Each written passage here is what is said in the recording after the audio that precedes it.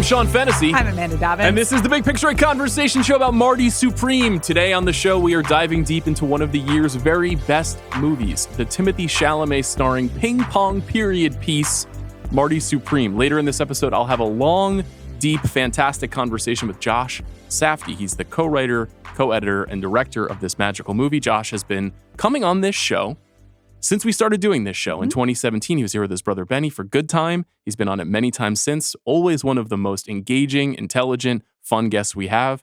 He's also a diehard Knicks fan, so we really appreciate him in many ways. Things are going great for the Knicks. Did you know that? No. Well, it's very exciting. You've mostly been tweeting about the Mets, so I haven't really clocked in on the Knicks. Yeah. Marty Supreme goes from a Mets game to a Knicks game in magical ways, and we'll get into that as we talk about the film. And we will do so right after this. This episode of The Big Picture is presented by Amazon Prime. You know how in every great holiday movie, there's that last-minute scramble to make it all come together? From gifts to hosting essentials, Prime's fast shipping is always there for you during the holidays, especially when it's last minute and just can't wait. So if you need fast, free delivery that saves the day, it's on Prime. Head to amazon.com/prime to shop now. Okay, Amanda. This movie was number 2. It was. On your top 5 movies of the year list. Dream big. Dream big. That's me writing in an orange script. Yes, you're just doing marketing now. Yeah. You're not even... That's fine. I saw the movie on my own in October. Was like, that movie's dynamite. Put it on number 2 on my list, having only seen it once. Saw it again yesterday. This movie rules. I am amped. I am wearing a sequin shirt for this movie. It's not really sequin. It's more like shiny metallic. Shimmering, yeah. Yeah. I bought this in Paris because I too dream big. So I mean, One Battle is the movie of the year, but this is really a close second for me. I find this movie joyous and wild and electric, and it made me cry the second time. And it's, it is another like real meeting point for the two of us. It's just what we want to see in the movies. But for 2.5 hours yesterday, I felt young again. And I would like to thank Timothée Chalamet and Josh Safdie for that. Yeah, let's put some fencing around the movie. So, as I said, directed by Josh, co-written with Ronald Bronstein, also co-edited with Ronald Bronstein, who's been one of their collaborators for a long time. It's once again shot by Darius Kanji, the legend who's shot multiple movies this year, including Mickey 17 and Eddington. This is his 3rd film of the year. Scores by Daniel Lopatin. We will definitely discuss that. Release the score, A24. What is this out on December 25th? Come on. I'm marketing, you market too. Release the score. There are no tracks available at the moment we are recording it. Movie stars Timothée Chalamet, Gwyneth Paltrow, Odessa A'zion, Kevin O'Leary, Tyler the Creator, Tyler Okonma, Abel Ferrara, and Fran Drescher.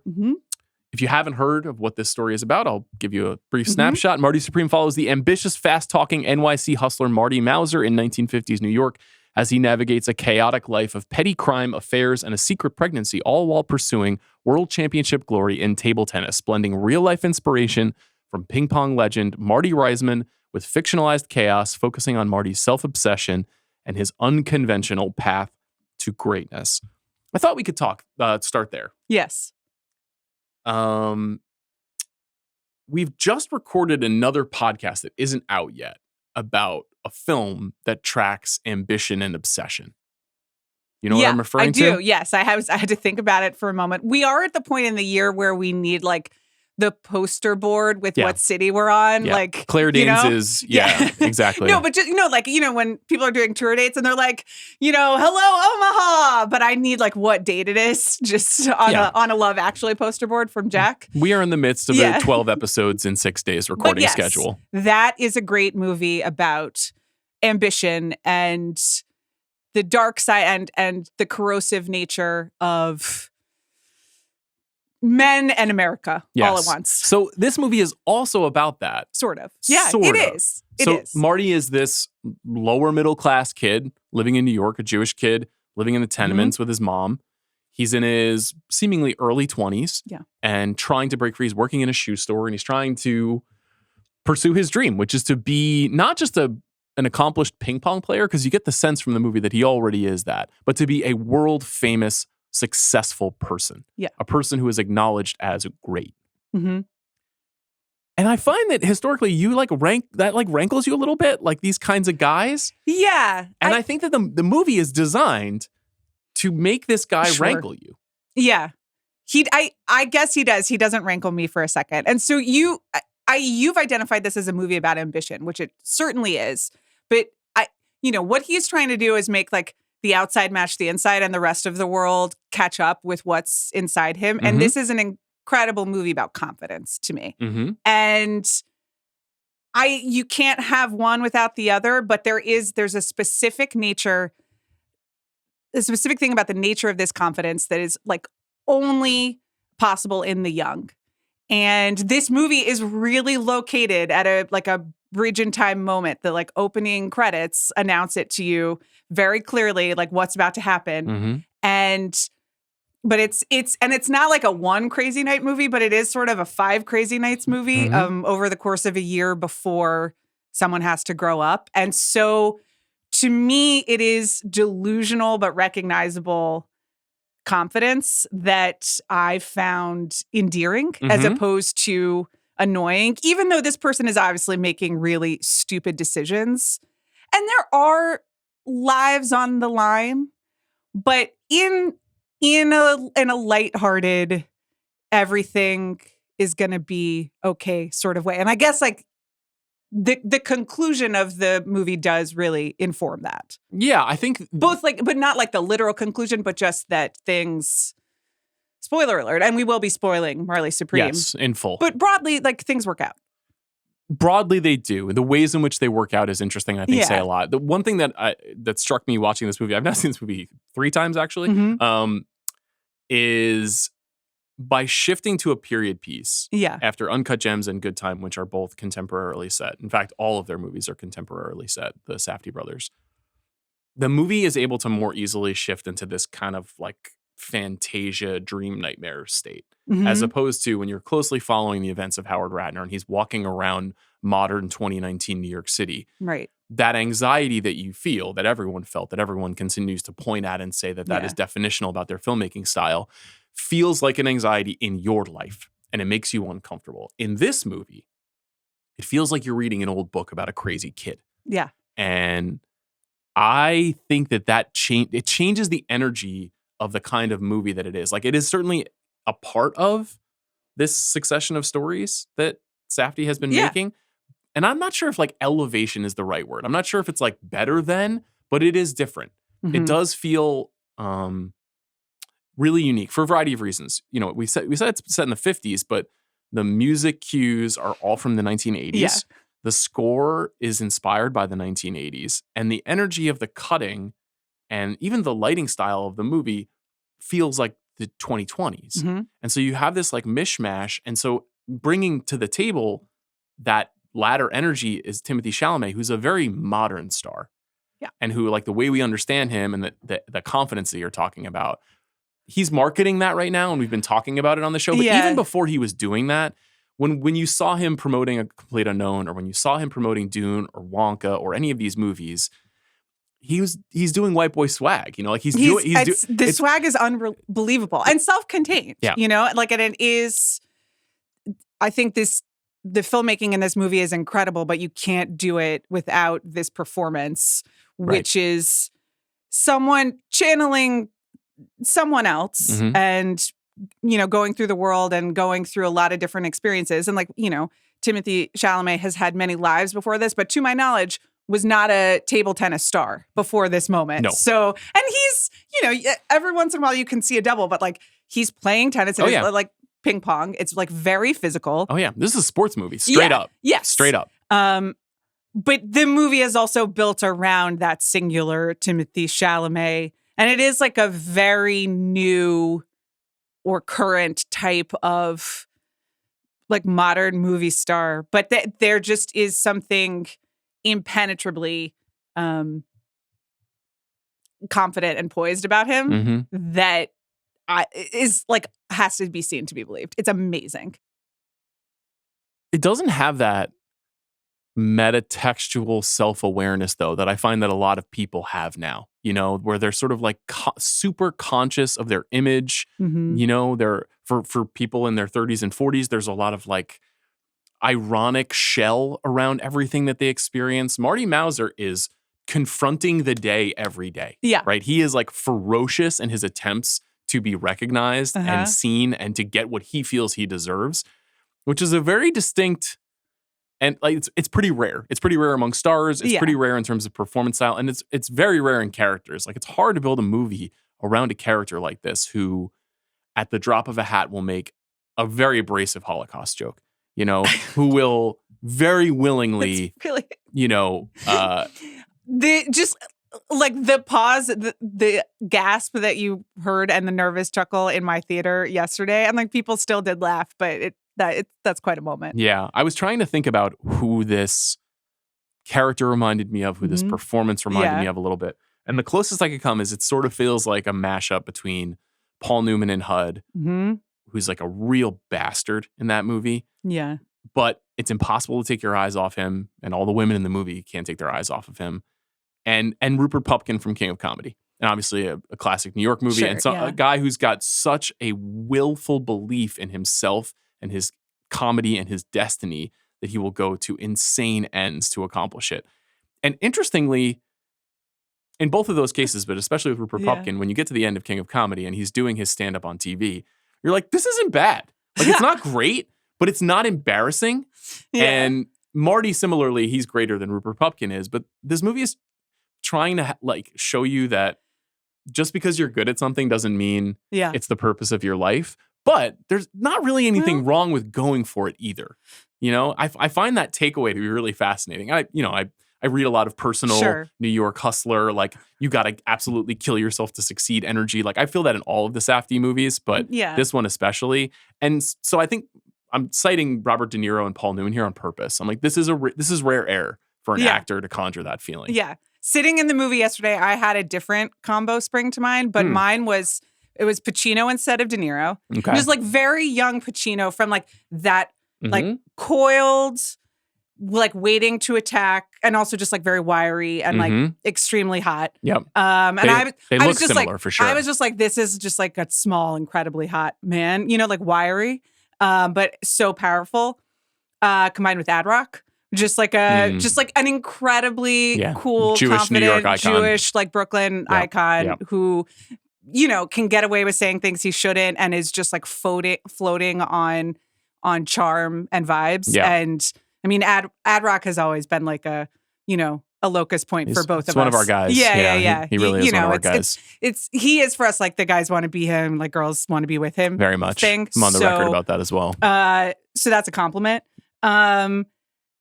But I think it's telling that in both of them we're having to combine people, because it is something. It's a big performance. Yeah. It's a big performance, and at a time when he's been giving a lot of big performances. And I totally agree with what you said, which is the movie doesn't work if you don't have somebody at the center of it that can do this. Obviously, these two people, Josh and Chalamet, have been wanting to work together for a long time. That Josh talked a little bit about that in our conversation, and they're a really nice meeting point.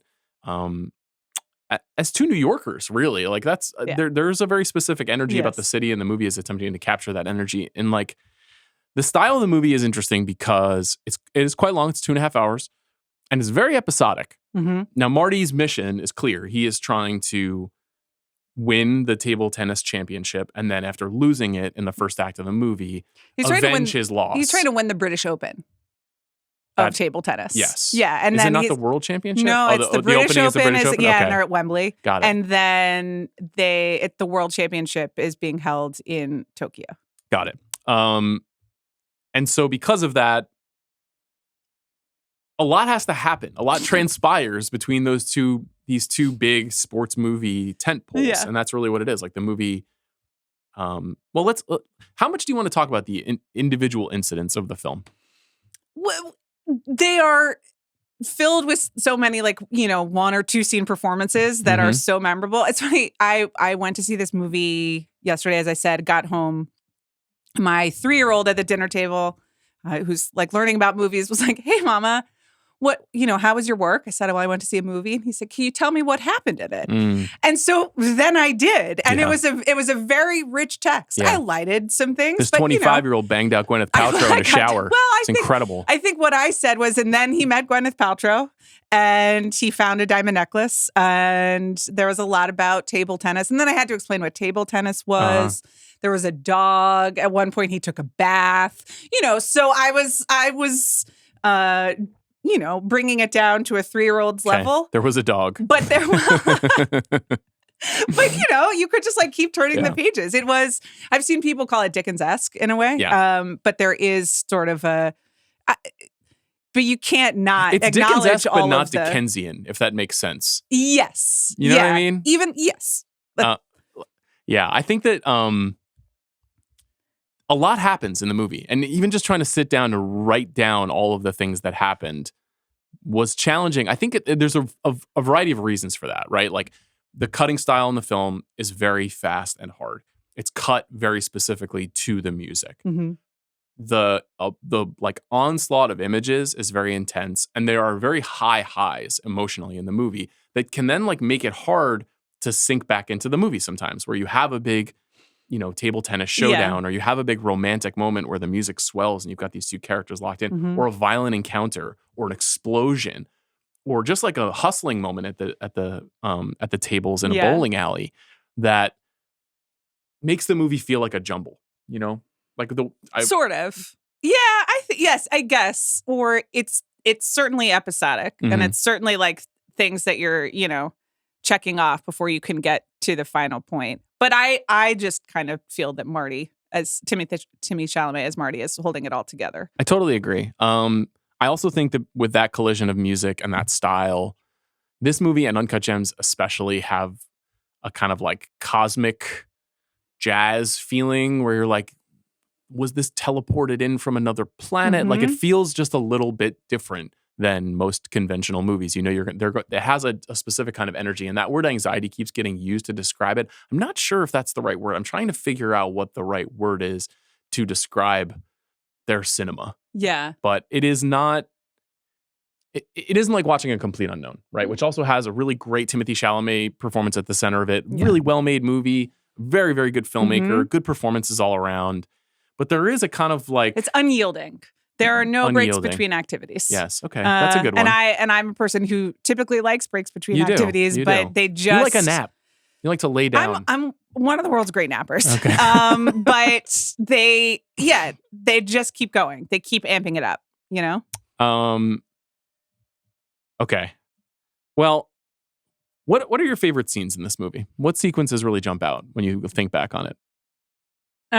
Okay. Starting at the beginning. Well, the entrance of Odessa Zion as Rachel, and that cue right into the opening credits, which are hilarious. And I did ask if it's an homage to Look Who's Talking. And what did he say? Well, you'll have to listen to the interview. That's called being a content maker. Yeah, and the Forever Young music cue. Mm-hmm. And the children's choir version, and it's just really, really funny. And I was laughing. And the opening credits are an announcement of they're not dissimilar to the Uncut Gems credits, but they're this is going to be different and weird, and also that this is a movie about there's going to be a baby at the end of this. But I did not feel that coming at all. You didn't? When I watched the movie the first time. The first time I watched this movie. And I watched the opening credit sequence and I was like, this is very funny. Yeah. I understand completely what they're communicating. Rachel and Marty are having an affair and they're having a baby together. And later when Rachel shows up in the movie and she's pregnant, you're like, oh, that's Marty's baby. You believe all those things. Yeah. But the movie's conclusion, I did not see coming. No, I didn't see that either. And that's a testament to the strength of the movie that it keeps you on the rails and you don't, or at least I didn't know how they were going to put a bow on it. I didn't know emotionally where it was going. Right. Yeah. But so that opening sequence, I mean, it's, when you're laughing and smiling up at the screen all at once, it's a very particular, you feel seen, and that kicks in for me immediately. So, all right, do you want to do the next one? Yeah, I think the shoe store robbery where Lloyd is at the safe and is held at gunpoint. And then that very quickly transitions, like in a flash, to going to London and finding himself in like basically the barracks where they're all staying together. All the table tennis performers are staying together. And that whole sequence moves so quickly, where we get into the first matches, we get into him confronting Pico Iyer, we get into, who's playing the table tennis leader, the leader of the ITTA. Yeah. And then deciding to go into the Ritz, and then he's being interviewed at the restaurant in the Ritz. Right. And then Gwyneth Paltrow comes in, and then we cut to him upstairs calling Gwyneth Paltrow on the phone. Standing on the phone, drink with like an empty glass of orange juice, wearing the hotel robe. Standing on the bed, And immediately beginning all of those actions, all of these matches, we get introduced to Kletsky, his friend, the Hungarian who was at Auschwitz. We get introduced to Endo, the Japanese future champion. We get introduced to Kay Stone, this former 1930s movie star who's now married and retired and living with a pen magnate played by Kevin O'Leary from Shark Tank. Like, the movie is just so freaking propulsive in that moment. And there are a handful of stretches like this where lots of action happens in 10, 15, 20-minute intervals, and really like is all very like charming and involving and very fun.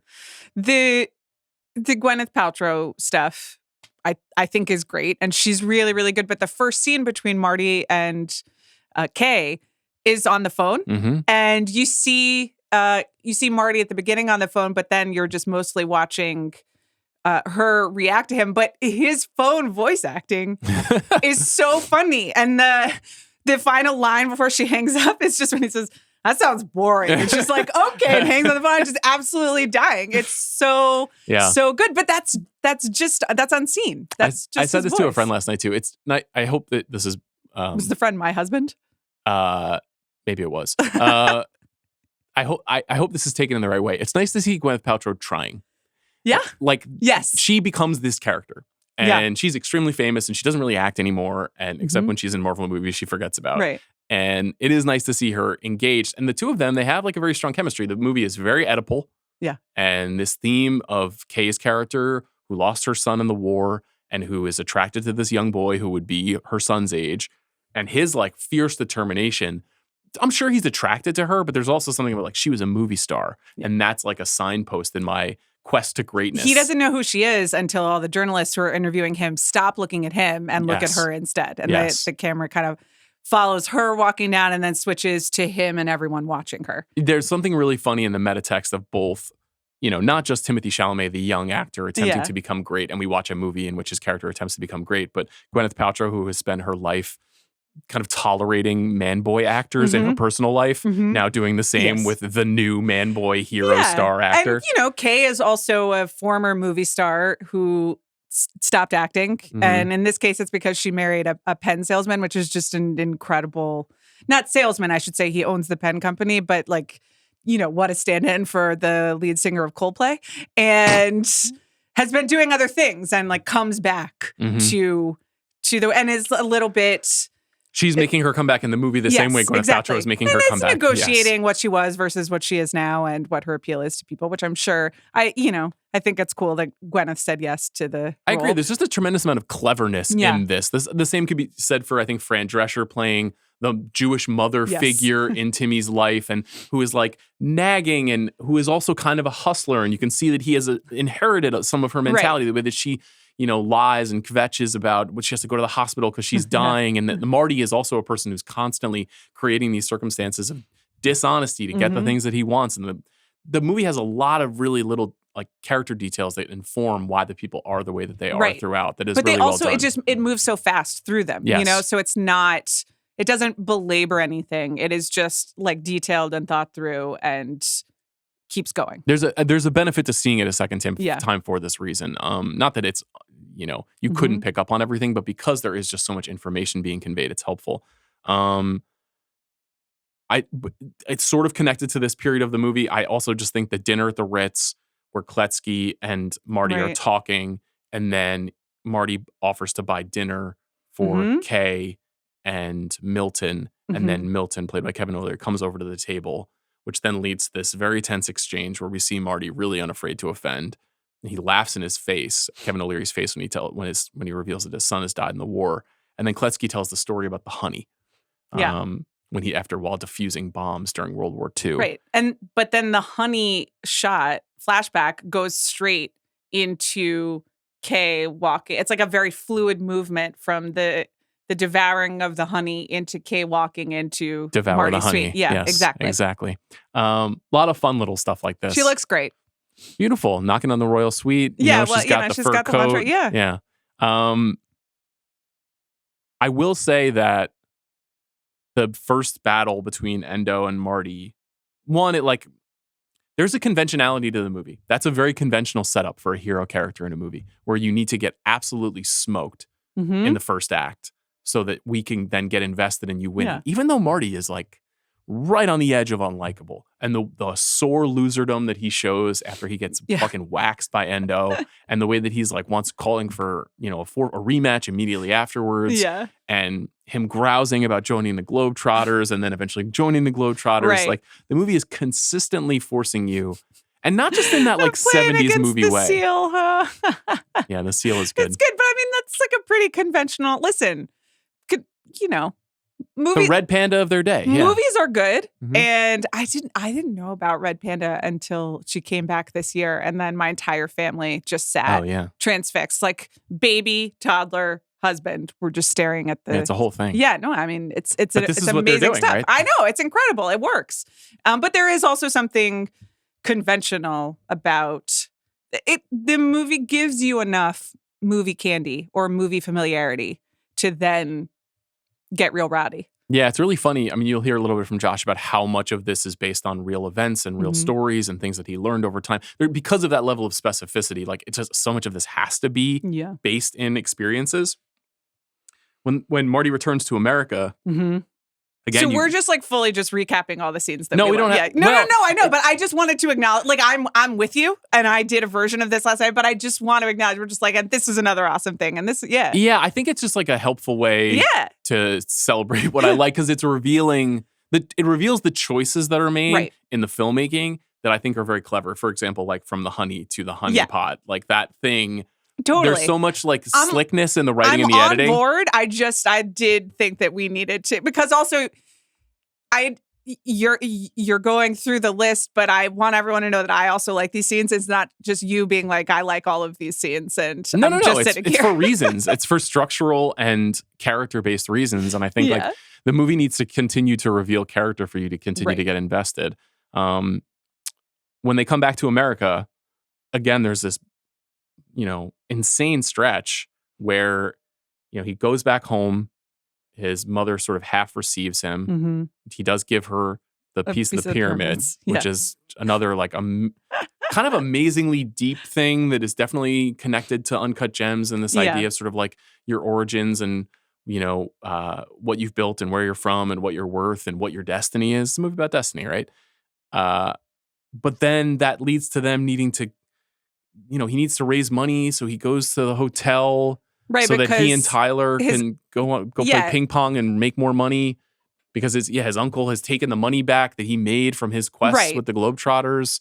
That whole scene with the old cop and his uncle, Ratso Sloman, is like out of like a 1930s Laurel and Hardy movie, like it's so silly and so dopey in the way that it's told. Then Abel Ferrara shows up in the hotel and he's got a dog and the dog had an accident. It smells like shit. And then they're checking into these hotel rooms.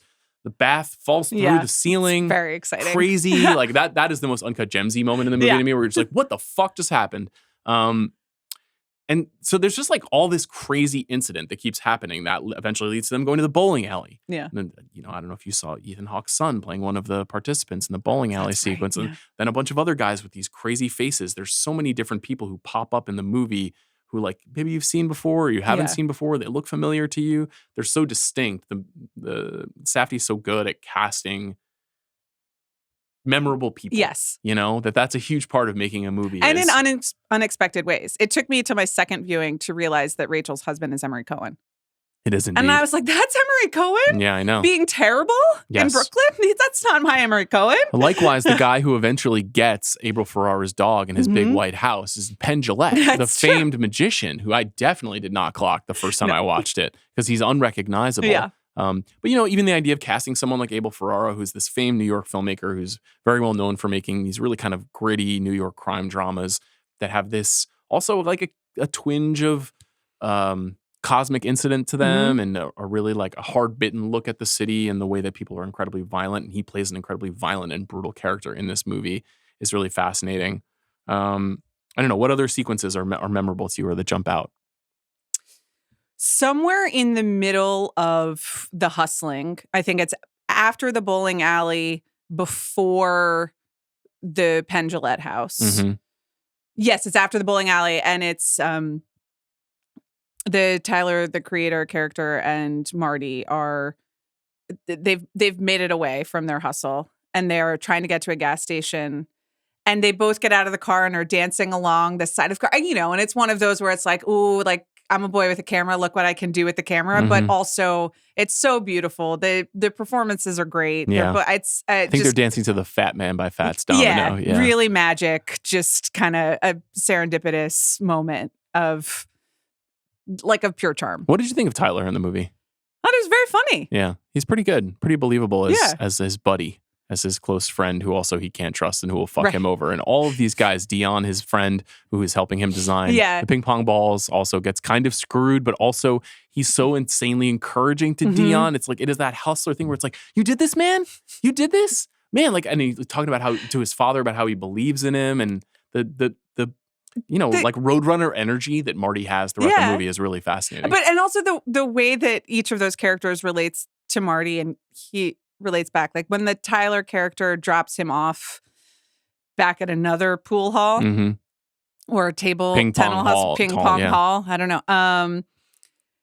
And Marty's just like, I love you. I'm sorry. I'll buy you a new cab. Don't worry about it. And Tyler's like, just like, get out of my car, man. And there's like the resignation and Marty's full of shit. They really got screwed over, but there's, it's going to be okay. Like, and I just remember that from being in your 20s and just being like, let's just not like talk about this anymore. Yep. And then when the Rachel character and the ping pong ball entrepreneur, like the second time they go to the apartment and there's the confrontation and they start yelling at each other. And Marty's like, don't talk to him like that. She's one of my favorite people on earth. Don't talk to her like that. And he's just like trying to manipulate the situation, keep everything on the rails, and also be like, no, but I love you both. And it's just, it's incredibly funny. Yeah, I agree. There's a series of moments that are like that. Okay. I kind of want to jump to Japan near the end. Should we talk about Kevin O'Leary first?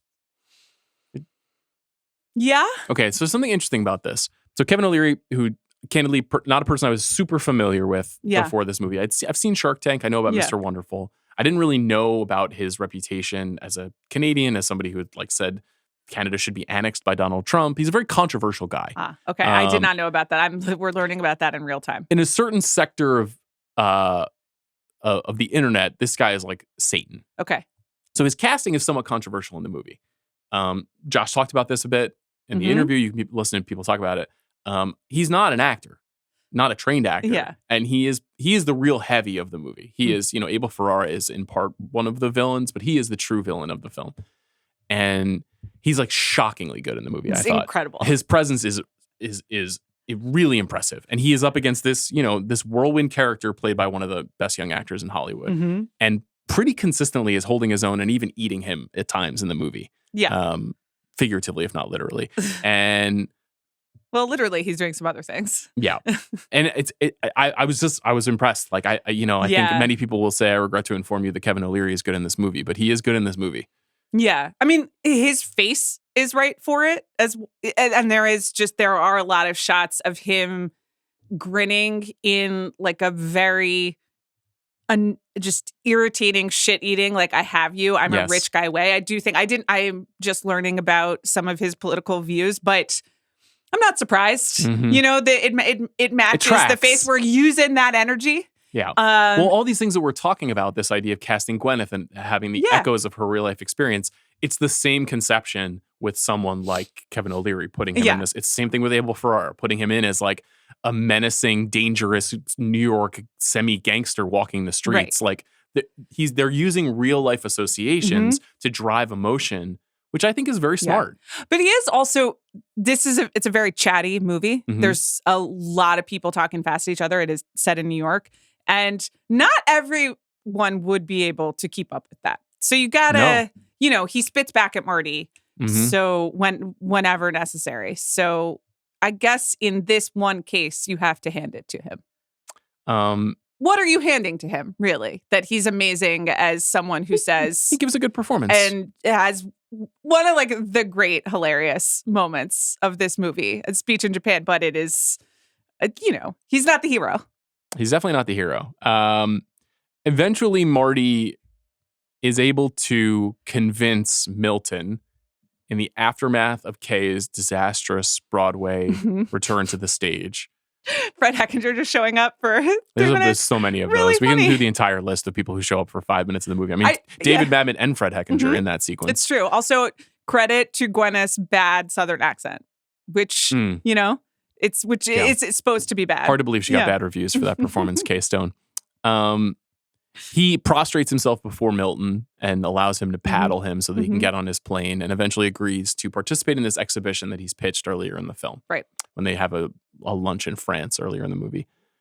And he makes his way to Japan because he needs money and because he needs to get to Tokyo to participate in the tournament. Now, right. Because he needs money because he has to pay off his Ritz bill. Yes. So that he is allowed to be back in the tournament. And so when I say that this is a great movie about being an idiot in your 20s, this is something that you do in your 20s. Maybe not Jack Sanders, right? Very responsible, very thoughtful man, works very hard, keeps his head down, doesn't just fly to Japan on a whim without knowing what's really going on. But when Marty gets to Japan, he realizes pretty quickly that he's not invited to participate in the tournament. Yeah. He's only there for the exhibition. It's his Francis Ha, what time did Puss in Boots start moment. Yeah, exactly. The ITTA wants nothing to do with him because of the way that he has acted throughout the film towards them. And so all he has left is this showdown with Endo. And I thought this entire stretch was just thrilling. And it's really hard, like 40 years after the peak of American sports dramas, to create a sports drama scenario in which I'm really invested and I really want to know what happens. And I really want to see this character win, but how the ways in which he might win and unsure. I've had a couple people tell me that they thought that the CGI and the ping pong stuff didn't work for them. I really didn't feel that. I felt like it. Oh, I didn't notice at all. I didn't feel like I was like, this is definitely what's happening. Like they're playing this exact, I didn't feel as though there wasn't computer assistance in the execution of it, but it didn't take me out of any of the sport of it. I agree. As I mentioned, I think there are a couple of times where you can see that it's not Tim. If you're looking closely, and for the most part, it's filmed energetically, and the crowd and the spectators are used very well. It communicates like what's happening in the match pretty clearly without much dialogue. And then, I mean, I cried twice in this movie. And the first time is after the second match and Timmy's reaction to the second match. And I cried into pure, someone finally wins their gold medal, sort of exultation, exactly. A league of their own style. Right, Damn, we're carrying the bobsled across, in whatever sort of way. I was very moved by, and Timmy's reaction, when he finally hits is beautiful. It is, and it is kind of like cornpone American drama stuff. It's not. The movie is very stylized, very funny, very abrasive, very intense. Right, but this is a pretty conventional, what feels like a closing segment. Now, it is preceded, as you said, by a fascinating moment in the movie where Milton gets up out of his seat where he's watching the exhibition that he is paying for his pen company in an effort to sell more pens in Japan in the aftermath of World War II, where the travel ban has been lifted and American business is coming back into Japan. Japanese can travel back to the United States. And he sees that Marty, after throwing one match and demanding a rematch to make it real, actually has a chance to beat Endo, and that this would really damage this Rockwell Pen Company's fortunes during this exhibition. He goes backstage, and you wrote down what he said. He goes backstage and he confronts Marty, and what does he say? He says, "Let me explain to you. I was born in 1601. I'm a vampire. I've been around forever." And there's some other stuff, and then he ends with, "You'll never be happy. You will never be happy." And there's no context, no explanation. He just makes that speech, and then Marty goes back out and wins the damn match. Now, there's layers to this specifically. I talked with Josh about this a little bit. Yeah. I do know a little bit more about it. But the non sequitur, like allegorical, metaphorical power of like this guy manifesting himself into Satan, into the immortality of capitalism, power, class. Yeah. You know, how someone like Marty will never be able to pull himself up and become what he truly wants to be. That feeling that people feel when they're going for something and they fail. Right. And they're like, when am I ever going to be able to be who I want to be? Right. And letting someone literalize it, it is jarring in the movie. There is like a gasp weirdness to I'm a vampire. I was born in 1601. Yeah. But in like an amazed chuckle, at least for me. It's weird, Me as but well. I was just like, okay, you're going for it. Yes. And in it, there is a moment of being like, wait, is he serious? Not is he serious, but what's going on here? Yes. What does this mean? And by the end of the speech, you understand that it's like a strange, provoking illustration of that thing of Marty's running up against something. He's always going to be running up against something. He is never going to quite crack through, and it's because there's this guy who's a vampire who was born in 1601. You know, it's like we are not quite literalizing the evil, but we're stating it. Yes, close to. He does succeed. He does hitch a ride home on a GI's plane. And when he gets home, he goes straight to the hospital, right? Because he learns that Rachel's in. He has gone to Japan straight from the hospital. Right. Yeah. Right. Because he's left Rachel there after their showdown at Penn Jillette's house, which is a very exciting and intense shootout, by the way. And some of the best practical filmmaking that I think Safdie has done in the past. And when they get to the hospital, he races in and sees that people are waiting because Rachel has given birth. He races to go see Rachel. He grabs her by the hand. He says, I'll never leave your side. I don't know specifically what he says. He's like, go back to sleep. I'm staying. Like, I'll be here. I'm not going anywhere. I love you. And then he goes to meet his son. And if you don't have a kid, this maybe doesn't make as much sense emotionally. But if you have a kid, and Josh talked about this too, the moment that you meet your kid for the first time is an absolute steamroller. It is the most everything is different now thing that at least has happened to me. And the movie knows that. And this is very much a movie about everything that happened to me in my life, not me personally, but the me of the movie until this happened and how everything after that will be different. And when he meets his son and he locks eyes with his son who's crying and is unhappy. Well, I mean, it's the beautiful thing about it is that it is that moment that you're saying, but it is still also staged with the Safdie sense of humor and flair. And so this is the 1950s. So they're all in a nursery, which just means like they're all in a sealed wall and it's rows of babies just crying. And God bless the nurse in the nursery who's just like sitting at her desk ignoring like 15 babies crying. Yes. And she brings the baby over and the rest of the babies are crying throughout. Yep. And I mean, Timmy's unbelievable in this scene and he just is overcome with emotion immediately. And, and as we saw in Call Me By Your Name, any movie that just ends on Timothée Chalamet like crying into a screen, like it feels like a callback to that in some ways. He is one of the few guys that can do it, and he really does it, and he communicates that moment of transition of just, and like of growing up, kind of, which to me in a lot of ways is what this movie is about. 100%. But so he's doing all the emotion, but then like they do give the baby a close up of just looking at Marty like, what's wrong with you? It's really, and it's like a longer close up. Great baby acting from this baby. It is great baby acting, yeah. And the music cue is Everybody Wants to Rule the World, which hits immediately and, is in keeping with the rest of the 80s score. But like, you and I both know what the first line of that song is like 10 seconds before it's playing. So then I was crying again. It's wonderful. It's incredibly, I was moved by how sweet it is. I totally agree. Welcome to the world. Welcome to your world. life. I thought, welcome to Your life. There's no turning back. Yeah. Which is incredibly powerful and kind of funny and very sincere. And it goes on for a long time. Yeah. You know, very heartful in a movie that is like often a bit bitter and a bit fast. The movie stops. Yeah. And I am annoyed that they're using this song in the marketing for this movie. I don't know why you would make this incredible needle drop. Right. And the same goes for Forever Young in the first trailer, where I'm like, these are two like sledgehammer needle drops that are so smart. And there's a couple of other really good ones. There's a New Order one, a Peter Gabriel one. There's a Public Image Limited one, like all 80s songs that give the film a really interesting character.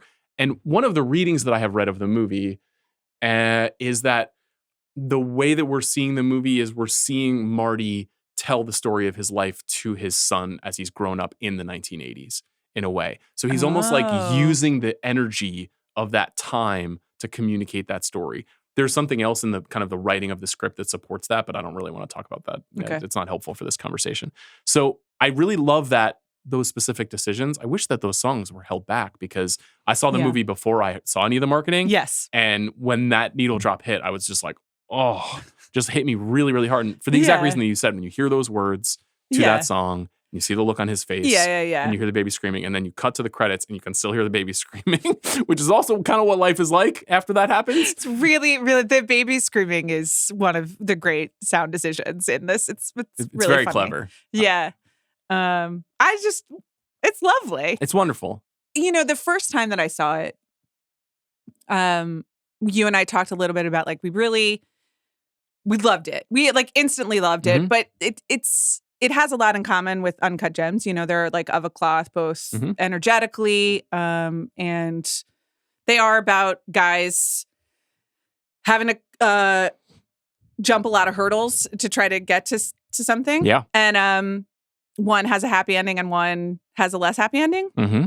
And I think the first time I saw it, we talked about it, and I was like, well, I guess it's like a little softer, and like maybe I respect Uncut Gems more for like going for the jugular, for like telling the truth. And we're obviously marks for this. We have young children, but I left the second viewing of Marty Supreme being like, wow, this is like your heart cracks open in a beautiful way at the end of it. So funny. I feel like just like One Battle After Another, we had the flip experience though, where you saw it one way the first time and then differently the other time. And I was flipped, where the first time I was super emotional about Marty Supreme, and then the second time I was like, this movie is so funny. Yeah. I also think it's really, things. really funny. Yeah. Like I was laughing like throughout. But there is a warmth to it. It's not quite a companion piece to One Battle After Another, but they are very much in conversation. And I think that there is an open-heartedness to both of them that I find very moving. It's like I think it's great that dads love being dads. I mean that genuinely. I'm just like, this is really sweet. Big cultural change. Yeah, you guys figured here that in out. 2025. And it's nice. Yeah. It warms my heart. Yeah, it is nice. Yeah. Do you think this movie is going to be a success? I have absolutely no idea. I don't either. I really hope so. They are trying very hard. Timmy is trying very hard. I mean, what is success, right? Can it make $100 million domestically? I don't think so. Okay. Can it make $75 million domestically? I have no idea. I don't think so. Maybe it can make 50. Okay. Think it will play overseas? I hope so. You know. One thing that's really it's allegedly set in various locations around the world. So I'm curious for Jack's point of view on this. A Complete Unknown made $75 million in the U.S., $65 million overseas, made $140 million. Timothée Chalamet obviously worked hard to promote that film. I would say he's working harder to promote Marty Supreme. Yeah, because he knows what's on the line. He's making more appearances. We've talked before about how this is a real test of his star power. It is a movie that I think is in the, Josh is he's a little younger than we are, but not much. Yeah. And it does hit a bullseye for people in their 30s, 40s, and 50s looking back on a period in their lives. Yeah. And I'm wondering how, and Jack, I know this wasn't your favorite movie of all time. Do you think people in their 20s will click with this movie? I think so. I know a lot of people who have already seen it closer to my age who liked it more than me. I'm a little nervous about the Chalamet stuff, the promotion. I think he's starting to push people a little over the edge, which has me a little bit nervous. But I think it can connect. 100 million domestic, I'd say very unlikely. Mm-hmm. There was something I think that came out today in Deadline that Marty Supreme broke the record for most pre-sales or something like that for whatever it's worth. I think there's good energy, and I think young people will show up. How much? I have reservations. I met some very kind listeners of the podcast yesterday at my first screening. Okay. Did you go to Burbank? I was at the Burbank 16, and I was what up? 4 young men of Jack's age. I don't mean to. My radar for how old people are, you're all, 25 to me, and I'm rooting for all of you.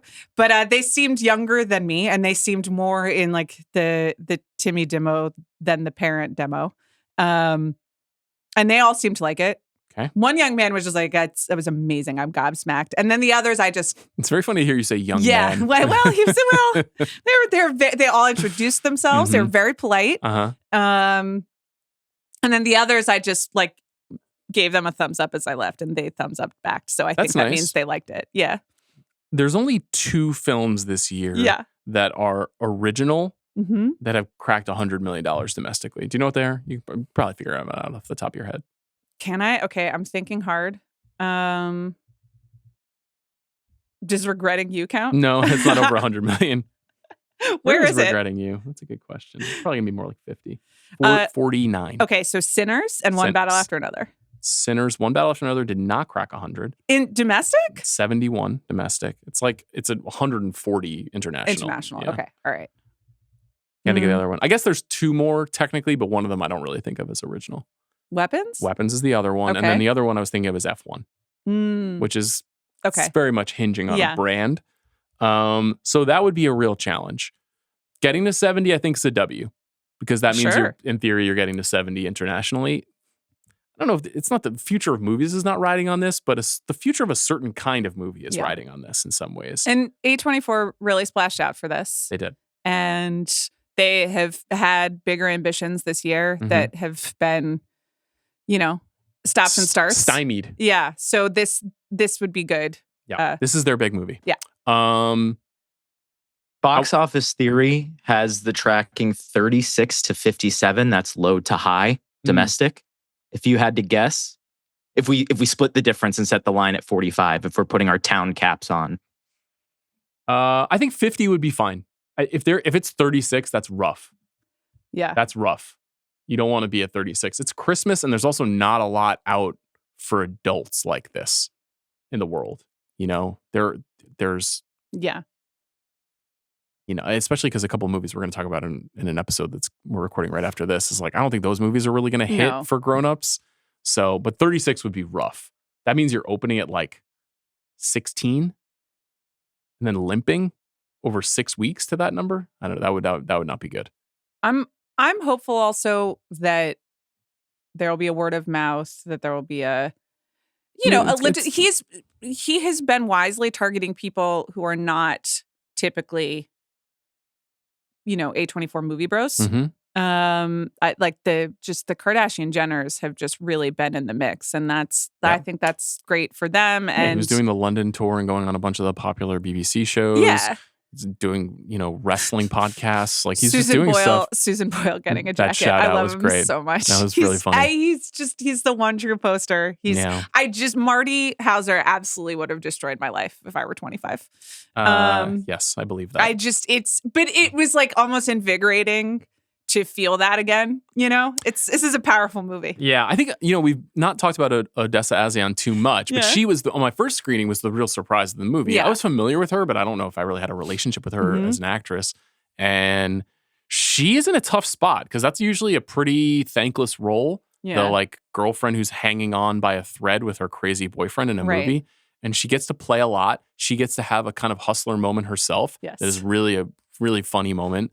And she goes toe to toe with Chalamet really Mhm. well. She's now weirdly, like maybe not weirdly, maybe smartly, because of I Love LA and because of the internet, has just become like much more well known over the course of the last 3 months. But in the run up to this, Yeah. when I first saw it, I didn't really know very much about her at all, other than like being Pamela Adlin's daughter and Didn't even know you know, that. appearing in a couple of movies and TV shows. Speaking of awards, Yes. now we've been putting the movie in the top 5 for Best Picture. I Feel think pretty that's it. comfortable that it's Yeah. making Best Picture. Certainly comfortable that Timothée Chalamet will be nominated. Mm-hmm. It feels like it will be a pretty tight race with Leo, maybe with some Wagner Moura spoiler potential coming in there. Although Ethan Hawke also having a hell of a month recently. Unreal press tour. Odessa A'zion, I think it would take a lot for her to get in. I do think that she's ahead of Gwyneth, I do as well. even Yeah. though Gwyneth is quite good in the film. Yeah, Gwyneth didn't even get a Golden Globe nomination, which is surprising. She did not. The directing's going to be tough for Josh. I think so too, which is sad. It's going to be really challenging because you've got Paul Thomas Anderson, Chloe Zhao, Guillermo del Toro, Jafar Panahi. Yeah. You've got Joachim Trier in there. You've got Park Chan-wook in there. You've got all of a sudden Oliver Lash from Surratt in there. You know, you've got all these folks who are contending for these spots. There's others I'm forgetting, I'm sure. So directing is going to be tough.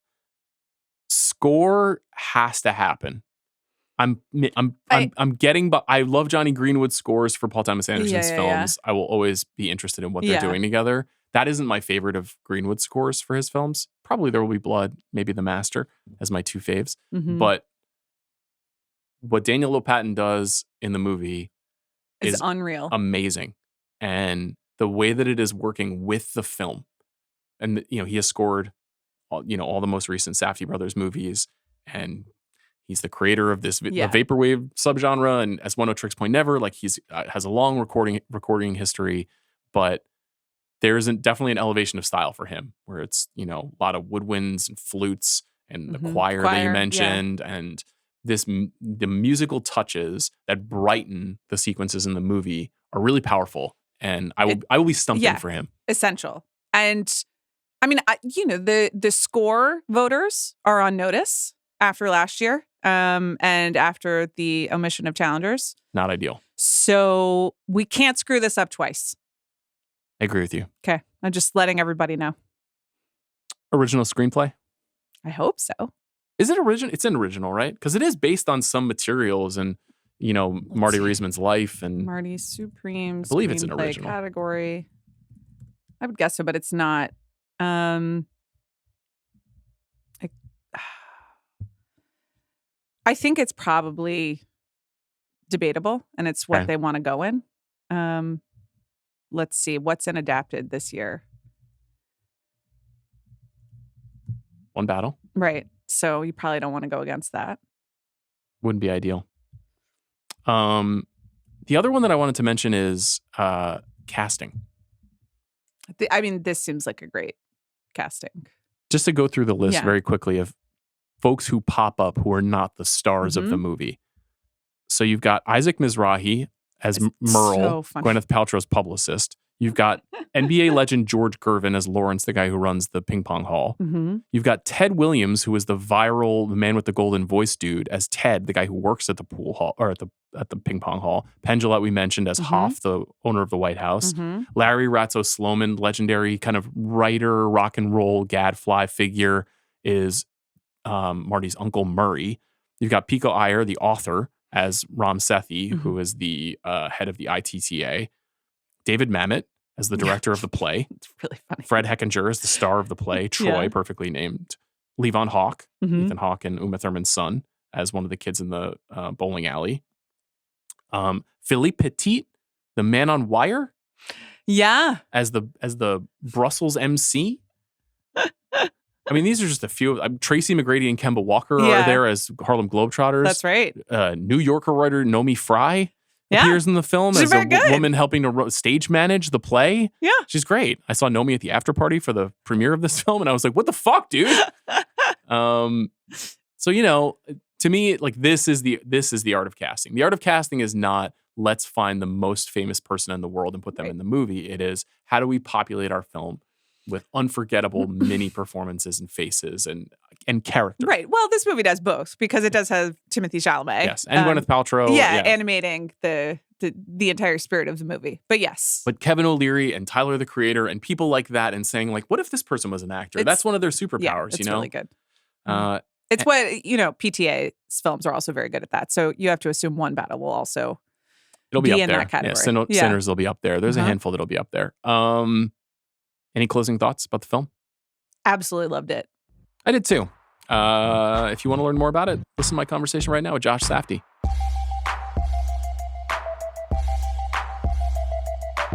Josh Safdie is back on the show. It's been 6 years. 6 years. Well, I did see you for a Criterion episode during lockdown over Zoom. Okay, it's not the same. That wasn't the same. Yeah. It's been 6 years. We can share saliva particles now. Yes. Well, thank God for that. I'm so excited. Hopefully healthily, though you have been traveling the world. So who knows? I have a 3.5-year-old and a 4-month-old, and my wife bought me like 7 sprays. And she goes, you do this one in the middle of the day, you do this one at the end of the day, you do this one at the beginning of the day. And I'm like, so I have them and Are they working? I use them. Okay. It's a psychological thing. As long It's as you all feel like you're psychological. getting something helping you. Yeah. So 6 years. We've talked a little bit, but I don't really know what you've been doing. I don't really. I mean, I know this movie. Yeah. But it's a stretch. Like, can you maybe before we talk about Marty, talk about life after Uncut Gems? How did it change? Well, it's relevant. I have these notebooks, right, that I keep, that most people probably keep in journals. You can call them journals, except you wouldn't really know. You might think that they're biographies because there's a different person at the center of, long stretches of pages. Like my books that I kept over the course of Gems was very bizarre. It would be very bizarre to my children when they start to look through them. I probably should burn them. But she because I'm experiencing my life through the characters of I'm using them as vessels and obfuscating things. So after the 10-year journey of Gems, which had a lot of detours, but they were all in service of one dream. That was my purpose, to wake up every morning and try to see this thing through that no one believed in. Oh, I'll give you $300,000 with this actor. I don't want to work with that actor. Oh, I don't really know if you know how to do genre, blah, blah, blah, blah. Make a good time to try to learn how to do that. It was my reason to wake up. And when I finished it, which kind of coincided with me discovering the world of Marty Supreme and these like outcasts and these misfits who had this dream that no one believed in. I finished the movie and like pandemic's about to hit and doing like, a Q&A, the last of the Mohicans. And someone casually asked the most innocent question, what's next? Which is like, okay, I would never ask that question because I know how disrespectful that is to all the work. It's like, okay, great. Next, what do you got? And but it destroyed me. I cried. I was like super embarrassed. I was like covering my face and I was like, let Benny answer that one. And I just couldn't really understand where that feeling, that hollow feeling was coming from. Because here's this thing that I willed into the world. The world doesn't want movies to exist. And I didn't know what was next. You don't have like a lineup sheet of like, I got 5 movies I know I want to make? Because some filmmakers are like that.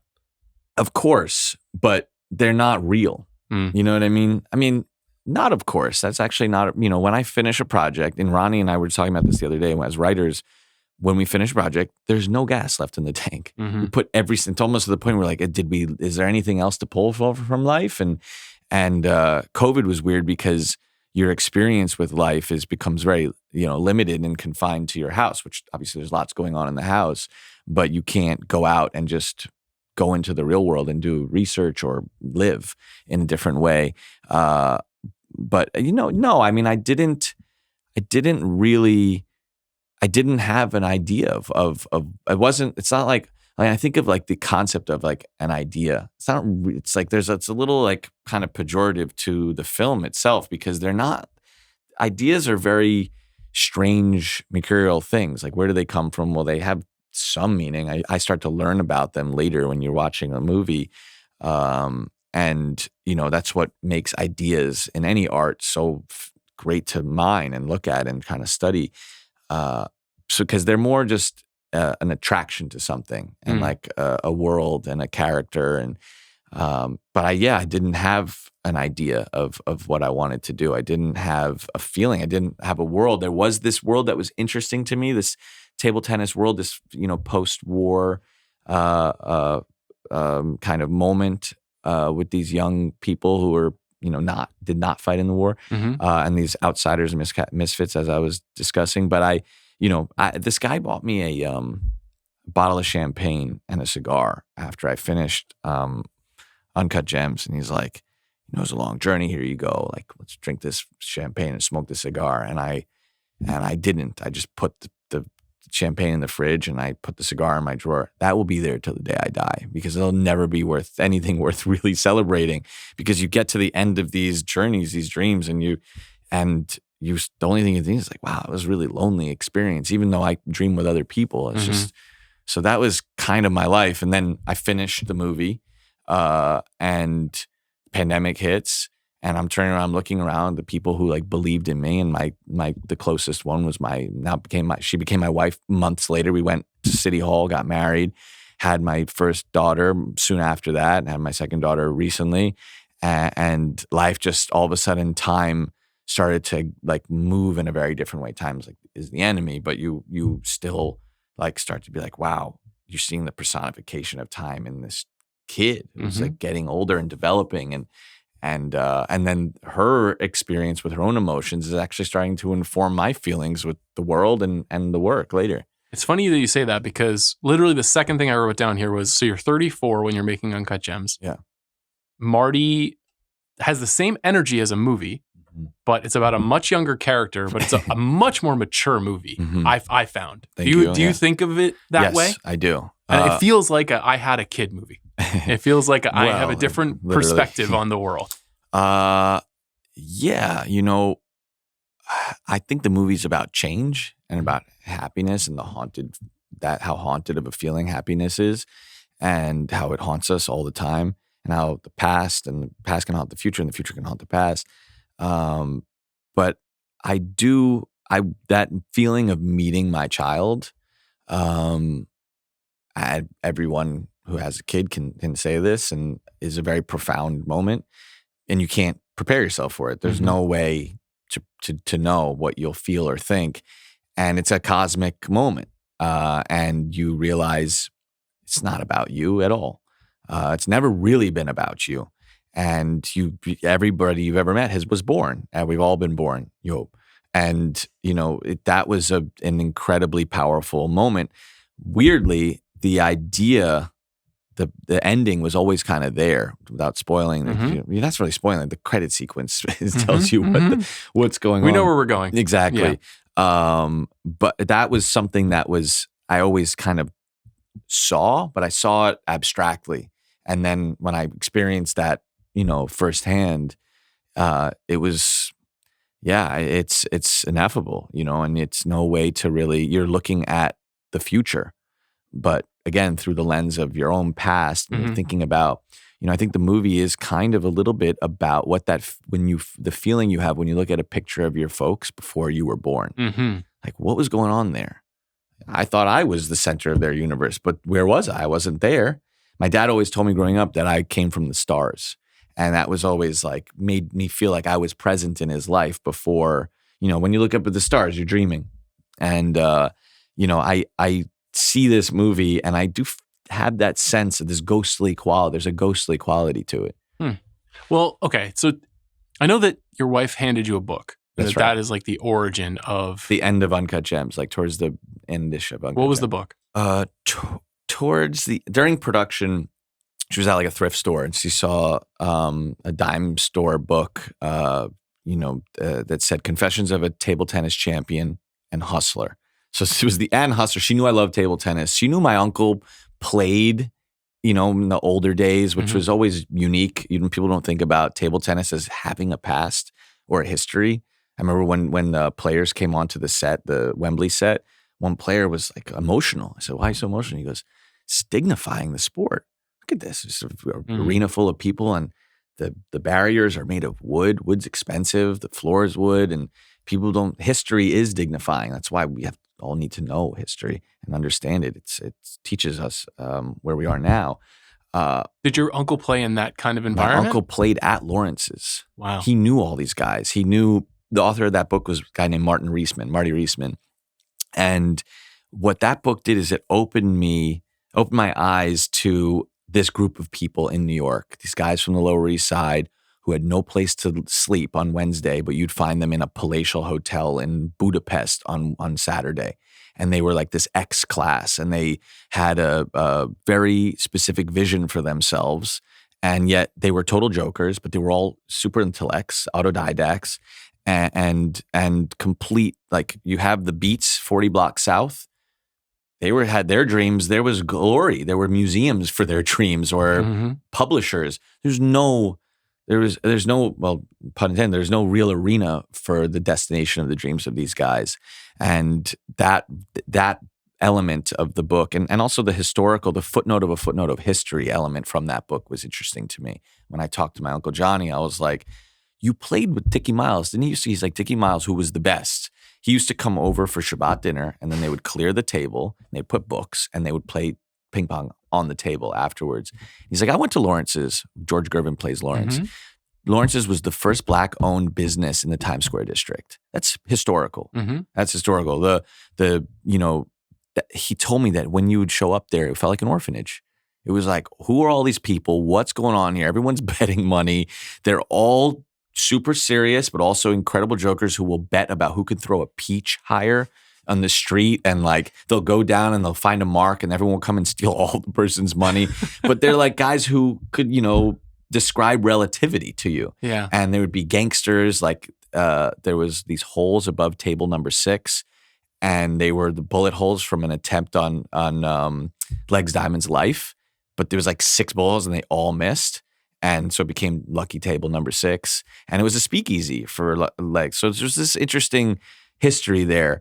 And when I started to hear him talk to me about the footnote quality of at least Lawrence's, and then I see, in Tim, and I obviously used to get into this world, and then there's a 10-volume set by Tim Boggin, who wrote The History of Table Tennis, and there's a lot of great stories in there as well that are inspiring. You start to discover, the story of Aloysius Ehrlich, who survived the Holocaust, and that Honeybee story is a true story. I mean, it's I was going to ask you about that. How much are you pulling from, like, I guess, an established but not canonized history of a sport that, like, we don't really have a meaningful relationship to in 2025? Nobody does. I mean, they didn't really then either. Yeah. I mean, you have these fanzines, basically.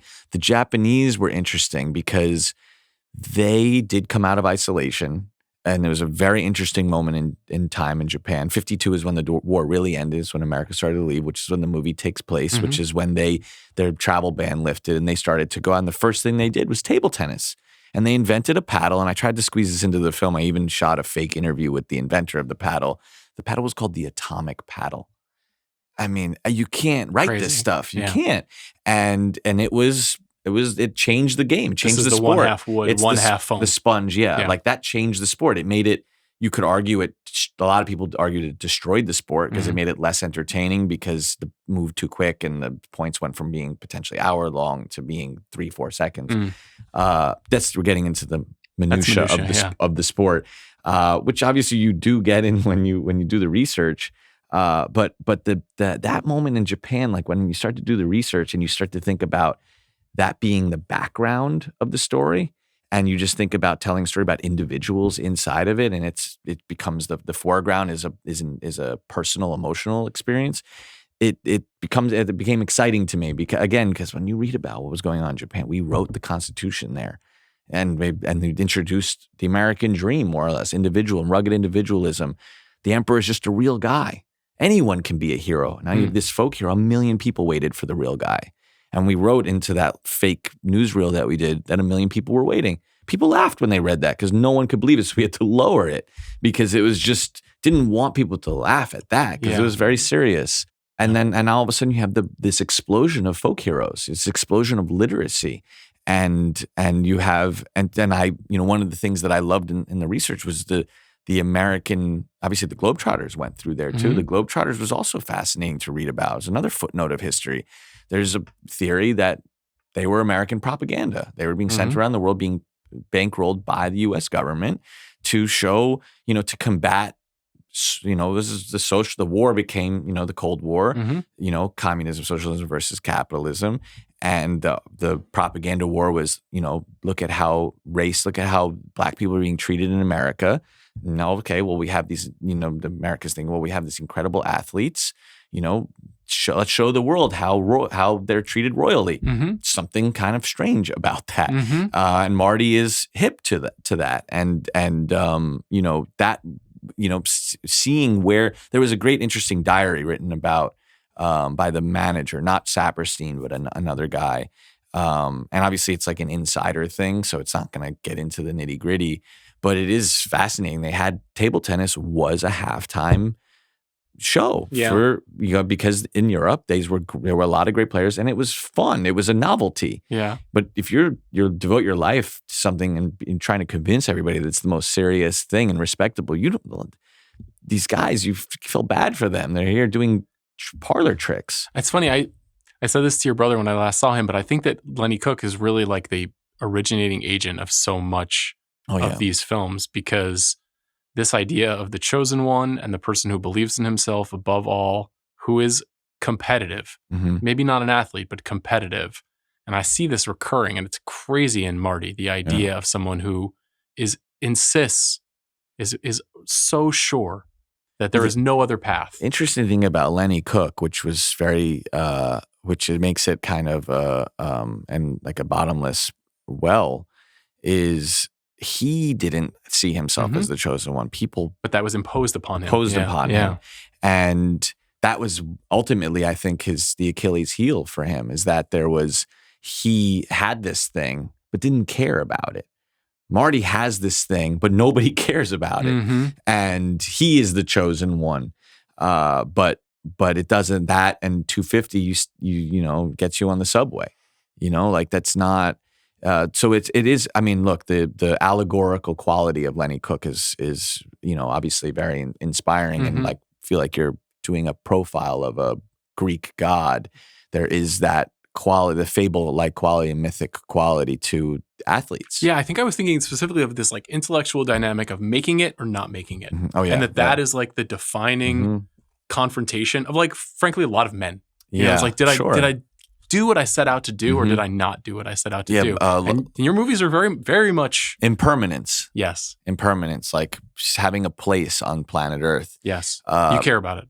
Yeah. I mean, the George Stevens film, Place in the Sun, is so powerful for me. It was one of the films here that was spiritually inspiring, and Cliff Montgomery's, place in between these two women and wanting one thing and then but emotionally feeling pulled towards another, and ultimately just wanting a little place to call home. Apprenticeship of Duddy Kravitz, the book more than the movie, but the movie's great too. And fate too. Like Lenny Cook's fate was not to be an athlete. I love the guy, but his fate was not that. And what is fate? And I think that the movie Marty is very much interested in fate. I think you see the film, hopefully people see this after they've seen the film, but he's fathering a dream, and that dream that he's fathering, the egg is the ball. And he doesn't realize that dream it was all the fate, his attempt, his dream, which is basically a heist on fate. His dream is an attempt to control fate. That's what they are. And it ends up becoming he ends up exactly where he was railing against, but he does it in a much more earned way. And it was the journey that kind of helped him realize that and earn it. One of the great things that happens in movies is sometimes the external realities of the people who are making the movies dovetails perfectly with the theme of the movie. Yeah. So Timothée Chalamet is literally on the record as saying he's in pursuit of greatness. Yeah, he did that like about he's funny. He FaceTimed me at the SAG Awards, and then they were like, "Next up, Best Actor," and I was like, "Dude, you got to go." And he turned it off, and then I just watched him give this speech. And he was like, I think we filmed our last day of shooting was 23-hour shoot day, 46 days of shooting, And he kept pushing his flight, and he left. We shot him falling in the bathtub. No one, Amazing. don't want to spoil that. Yeah. But he's in the bathtub. We shot that, one piece of that.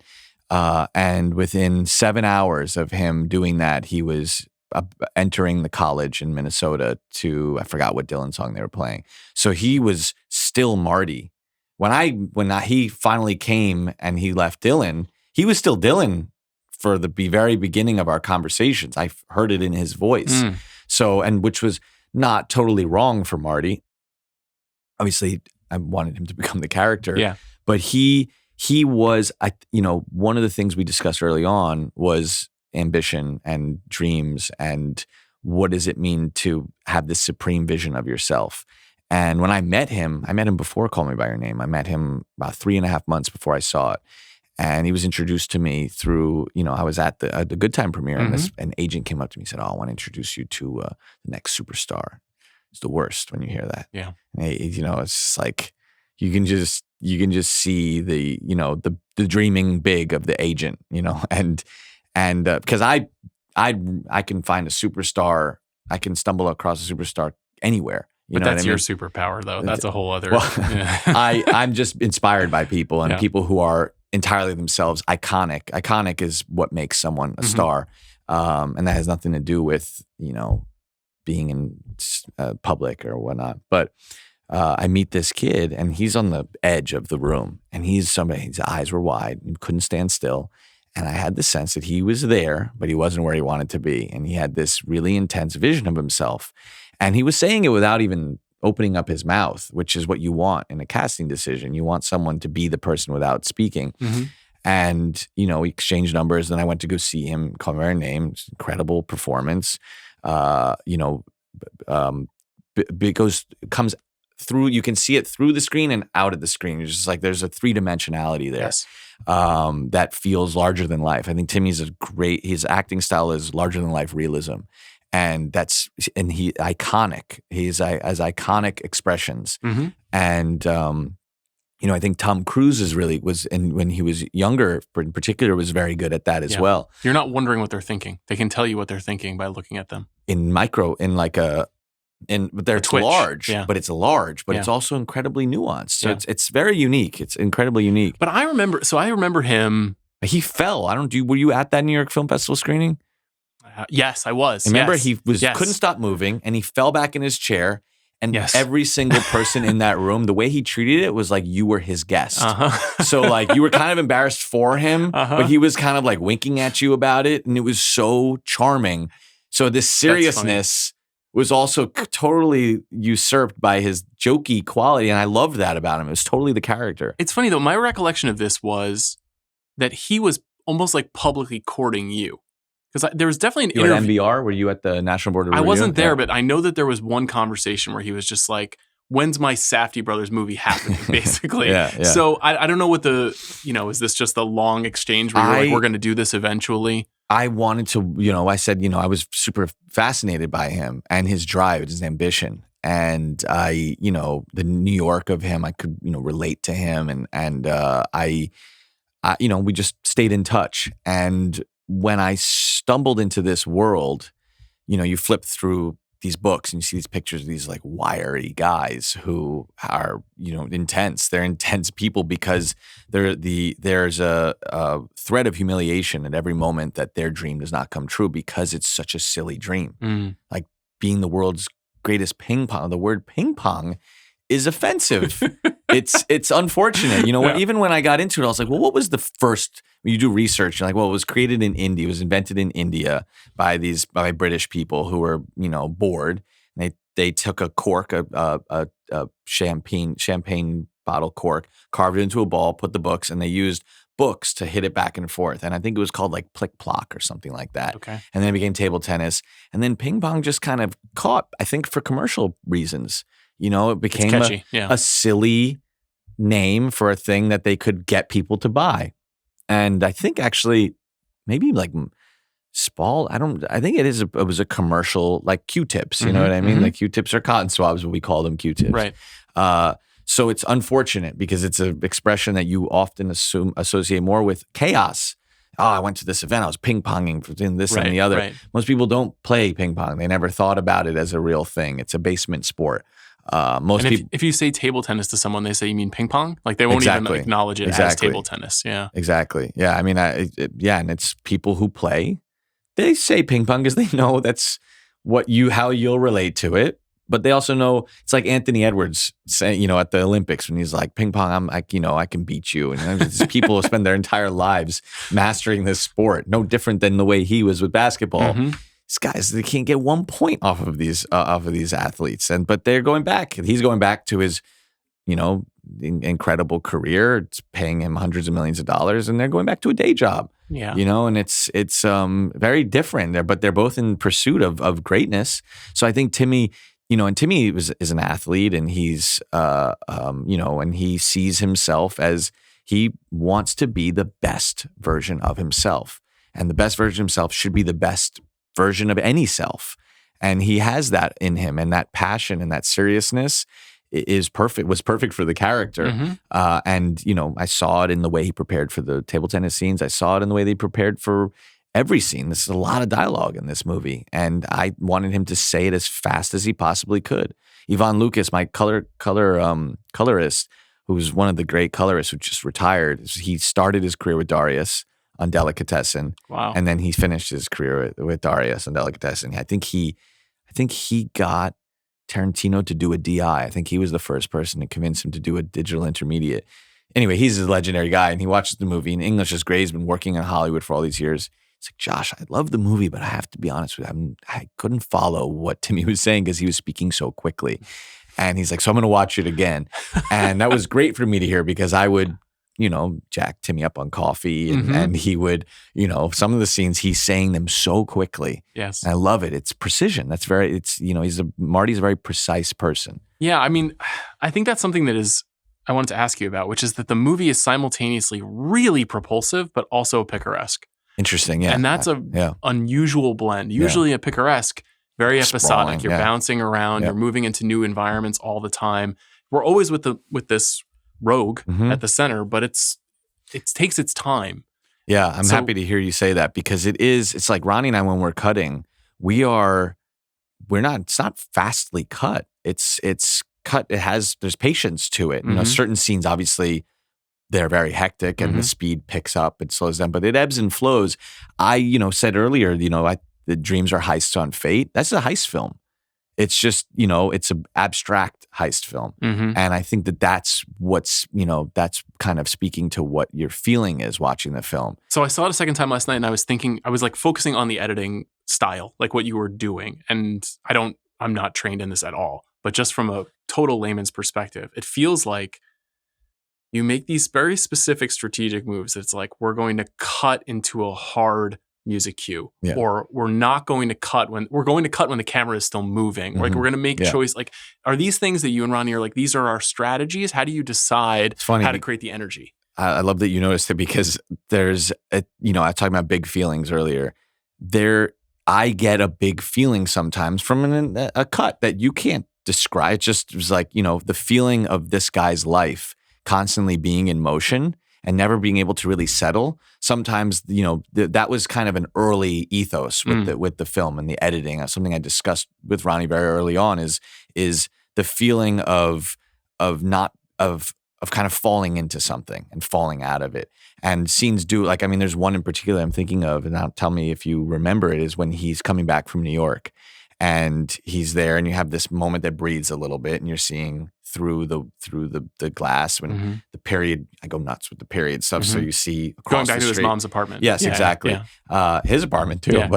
But when he comes in, just when you think you're going to actually get to see a moment with him, it drops out. And it's now you're falling into the next scene. And I think that, in the music cues, the music is a second screenplay in the movie.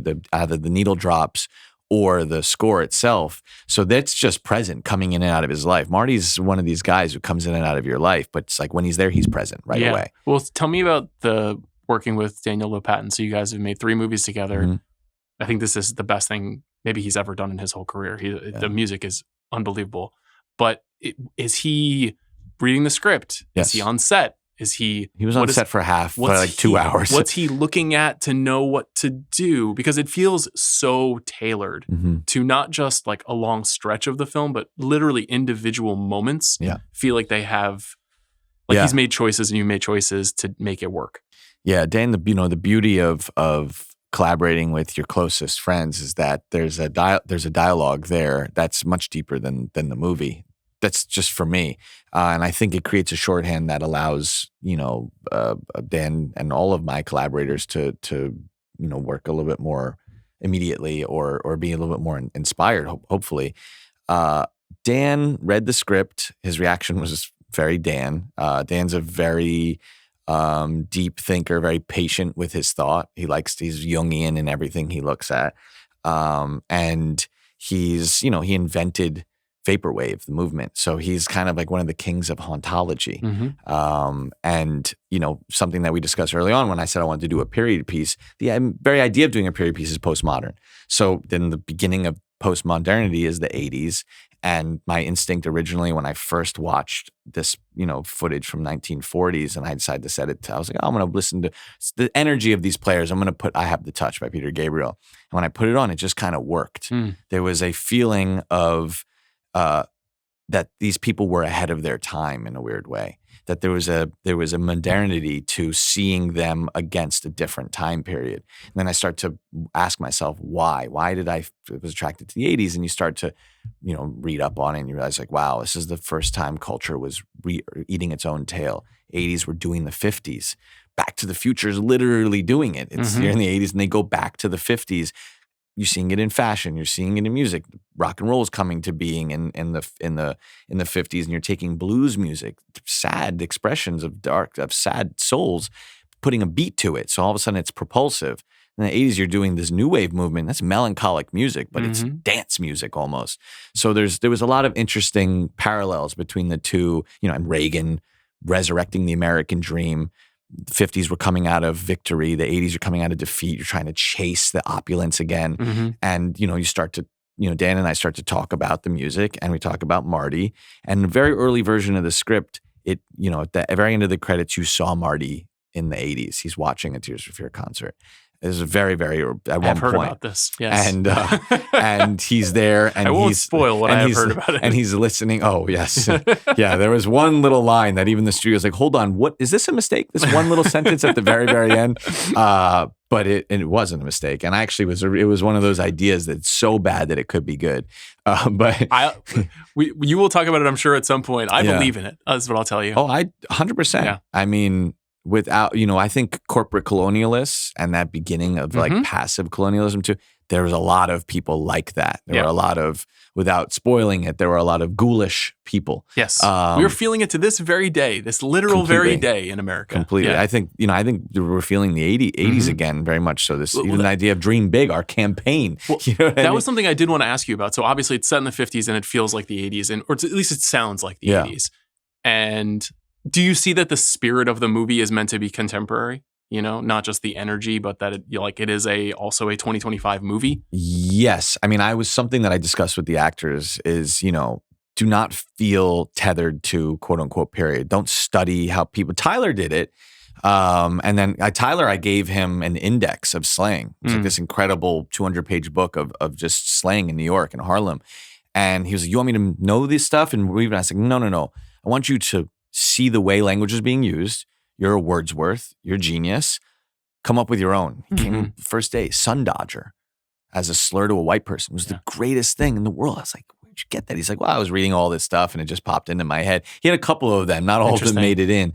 But there's something incredibly modern about him regardless. Like it doesn't feel like put he's on also or something. Entirely timeless, incredibly timeless. Yeah. Like I was one of the first things. Tyler was the second person I wanted to put in the movie after Timmy because I had them together and I saw them together and they just felt like friends from another era. Yeah, there's something very easy about them together. Exactly, and they're electric all together. And Tyler's, he's just total vertical artist. There's no difference between him designing a hat and releasing a Grammy-winning album or doing this performance. Everything has the same approach from the ground up. He thinks about these things from the ground up. And that's the beauty of working with. He's also a director. He's made great music videos. I met him, I discovered him through the Yonkers video. Yeah. And then he directed it. But he was directing it under an alias. I was writing about him back then. Yeah. Man, that was a moment. Yeah, it was great. That was a moment. It didn't turn out the way I thought it would. It's been great for him. Oh, yeah. It's been great for him. Talking about Odd Future? Yeah, for sure. Maybe Frank, too. But no, they've done well. Yeah, Earl is fine. Yeah, they're all doing well. Yeah. Incredible artists. Yeah. But I I told all the actors, don't worry about that. If you're ever becoming too anachronistic, I'll tell you and we'll work it out. Or if the take's amazing, I can edit it out. I didn't want them to feel inhibited by being nostalgic. Mm-hmm. It wasn't nostalgia exists only in hindsight. So I wanted them to be present. And I love the feeling of the movie because I have the beauty of having Jack Fisk, the greatest production designer, who's literally a time traveler. And he said to me he was producing a documentary for me. I have Miyako Bellizzi, who's also been obsessed with this period. And she wanted to earnestly enter the period, not through fashion, and understand character. I had Darius Kanji, who was trying to light using the color temperatures of the time. Kay Giorgio, my hair makeup, Kira and Mike. But Kay, I gave her carte blanche. I cast with her and Todd and Jen every single extra in the movie. There's like 3,500, 3,700 extras because every face had to be perfect and not anachronistic. I've watched some period films where a random face will pop up and it's like, I'm not in the world anymore. I'm taken out. Garbage does that for me. And all my collaborators all knew that. And I wanted everything to be perfect so that I could give the actors the freedom to feel, like they were there and be, slightly modern about it. Because when I was meeting and talking to people who were either in that world or you start to go into other worlds and just start to talk to people about life in general in the 50s and the late 40s. They're talking to you and you're hearing the stories. And when you're hearing the stories, a good orator, you're present. You're just listening to them. Emotions are timeless. Life has obviously changed and we have a whole new feeling. And there's new nuances to anxiety now because of social media and the connectivity between everybody. But, back then, like there was such an earnest connectivity amongst everyone in the world because of the war. Not everyone in the world, but yes, the modern we Western all went through world. something together. Exactly. Specifically. Now, I remember I had a teacher who once said, like, who here thinks the internet's going to unite everybody? And everyone raised their hand. He just started laughing at us. I'm looking back on it in the moment. I was like, this guy doesn't know he's talking about the internet. You're so idealistic and democratic and what you think of it. And then you look now and you're like, whoa, so different. It's a rabbit hole machine. Oh yeah. But going back to Dan in terms of the hauntological quality of the film, I had originally written that Marty is at a concert, a Tears for Fears concert, and at the end, and he's with his son and his granddaughter, the son who you obviously meet, and he is, looking at, the band and thinking about the lyrics of the song, which is weirdly, the song is actually about the Cold War, but I don't like to think of it that way. It's about anxiety and control. Everybody wants to rule the world. To be specific about it. It is one of the way it's used in the film as now is one of the most like thunderclap emotional needle drops that I've heard in so long. The first lyric is powerful. It's unreal. I mean, it truly makes the movie. The first word of the movie is change.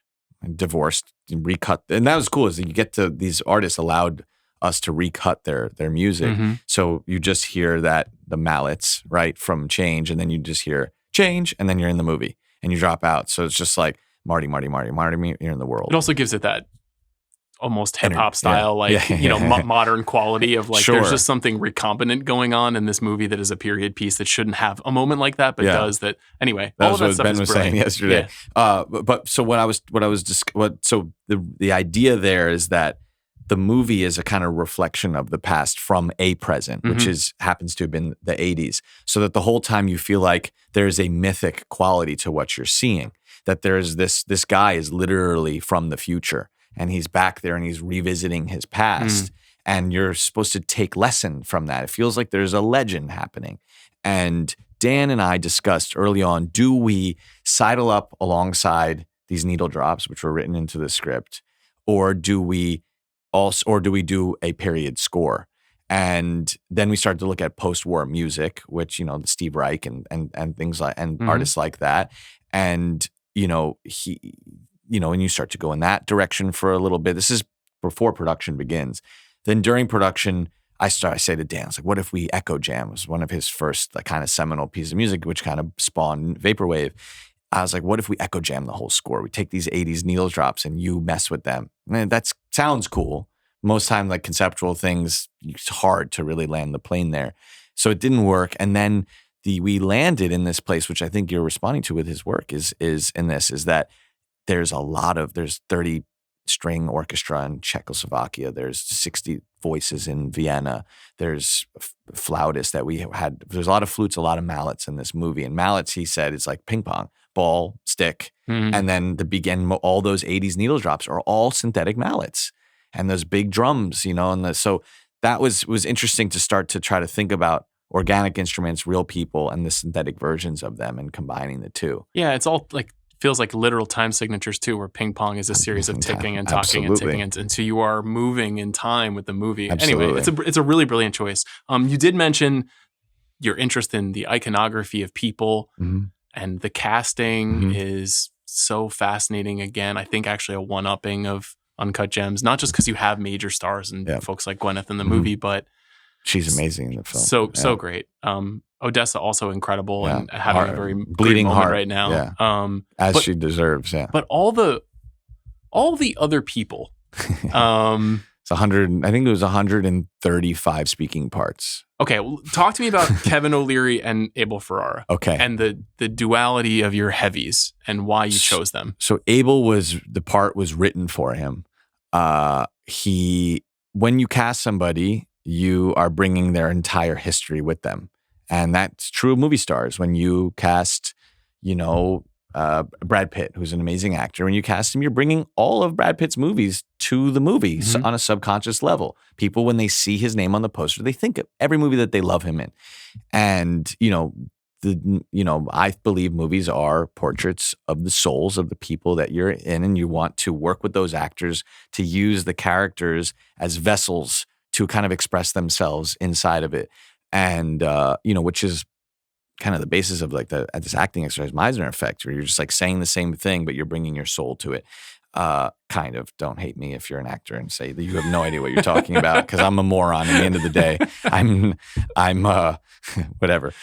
So Abel was somebody, who I knew and I put in one of my earlier films, but he was not sober when I worked with him the first time. It was a crazy experience. I was curious about how it worked out working with him.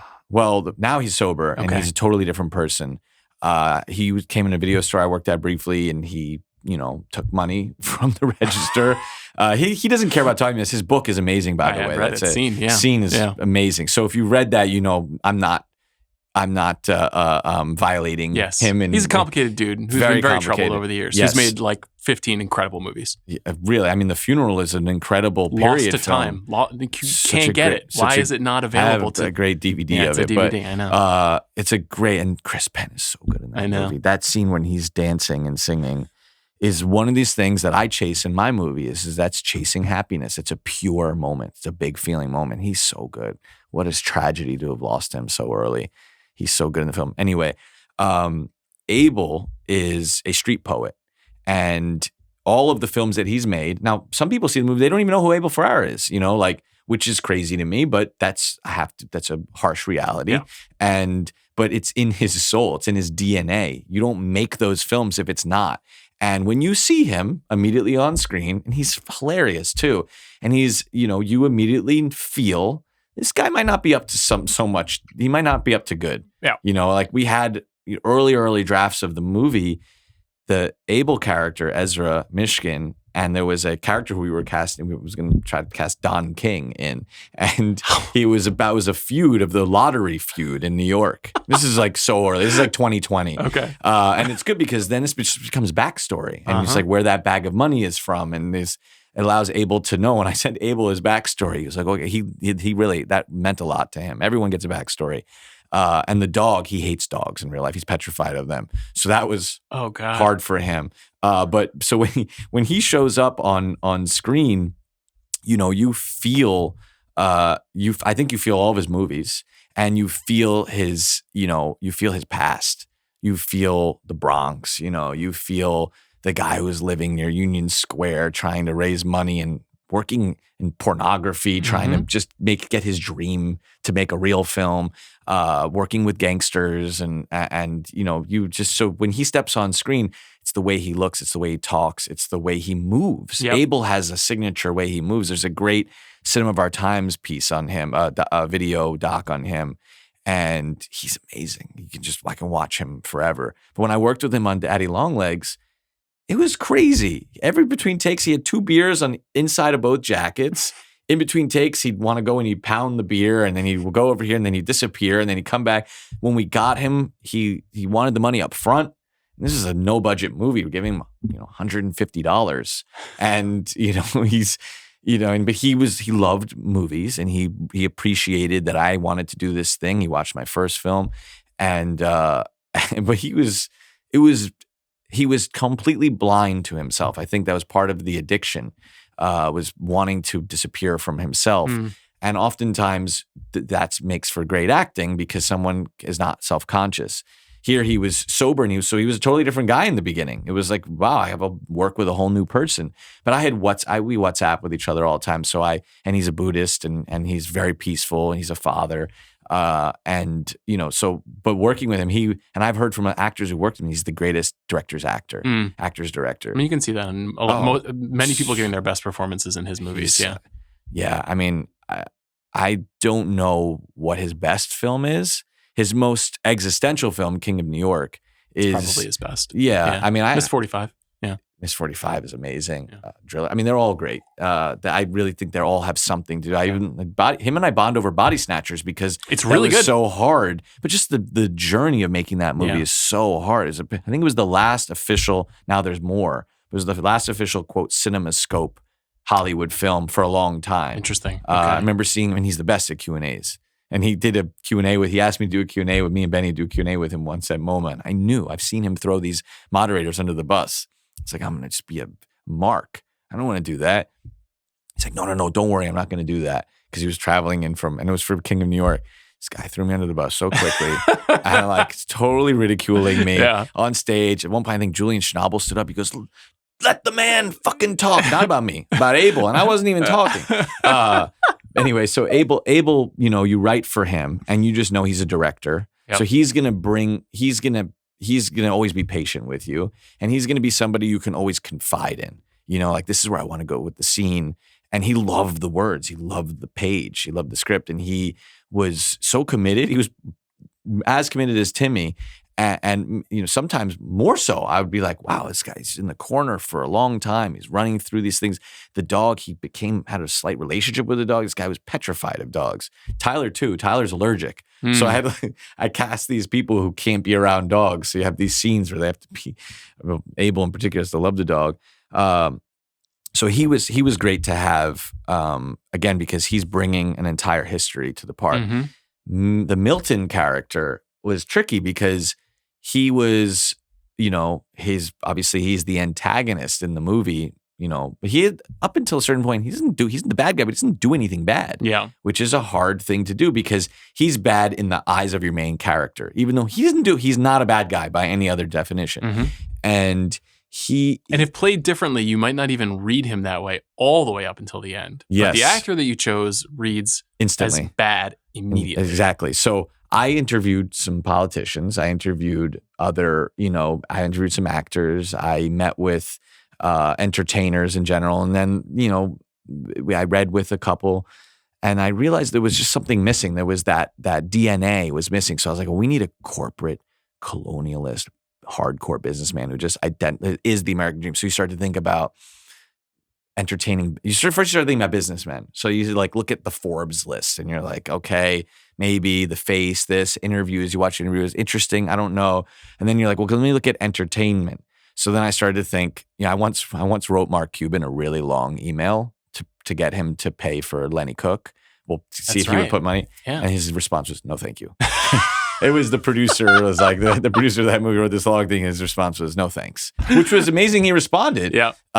So I was thinking of Shark Tank, and I said to Ronnie, because we write with people in mind. I was like, what about Shark Tank? He goes, Mr. Wonderful. Immediately. He said, Mr. Wonderful. Ronnie loves Shark Tank. He's always calling me. He's like, watch this episode. We'll watch them together. And Mr. Wonderful is the star of that show. Yeah. Cuban's no longer on it. Mhm. Cuban was always kind of the most famous person on the show. But Wonderful is the star. He sits center for a reason because he is an asshole. And he is an iconic asshole. And he has timing. He knows how to be an entertaining asshole, but it's also entirely sincere. He's also, when I got to know him, he's an artist. He started out as an artist. He edits his own material. He has his own studio where he shoots. When we shot in Japan, I saw him. I went up to the rooftop bar, and he's at the bar sitting there with a glass of wine, and he has his laptop out, and he has his Leica camera, and he's editing photos that he took on the street that day. It's Mr. Wonderful just sitting at the bar, just like it zoomed in on an image and like photo touching it. And it was so revealing. At the end of the day, he's just this man who is he's passionate. He's a very passionate And person. would probably be meticulous as a performer then too. Oh my God, Yeah. very much so. I mean, it was a lot of takes. He was very generous with me in that, first and foremost, he didn't have to do this movie at all. And when I met with him, I had to pitch him. And I straight up thought I was on Shark. It felt like Shark Tank. I'm here. I'm pitching him this guy, my dream. Which is actually a business. It's a business. Yep. Movies are a business. Yep. And he's looking at me. He's going in with a no, but he's a curious person, so he's going to hear me out. And I didn't want. I thought he was going to. For those reasons, I'm out. But he didn't. Or he said, I'm going to make you an offer. So when he was into it, he loved Uncut Gems, which was very helpful because he saw the vision. Then you go and you meet with him and you start to tailor the movie to him. And again, he is the character before he opens his mouth. And you want that with every single casting decision. And some of those people are public people and some of those people aren't. Obviously, the people who aren't, it's a different experience as a viewer because you're seeing the person you're judging, as everybody does. You're like, what kind of person is this? Who are they talking to me? What are they wearing? How do they talk?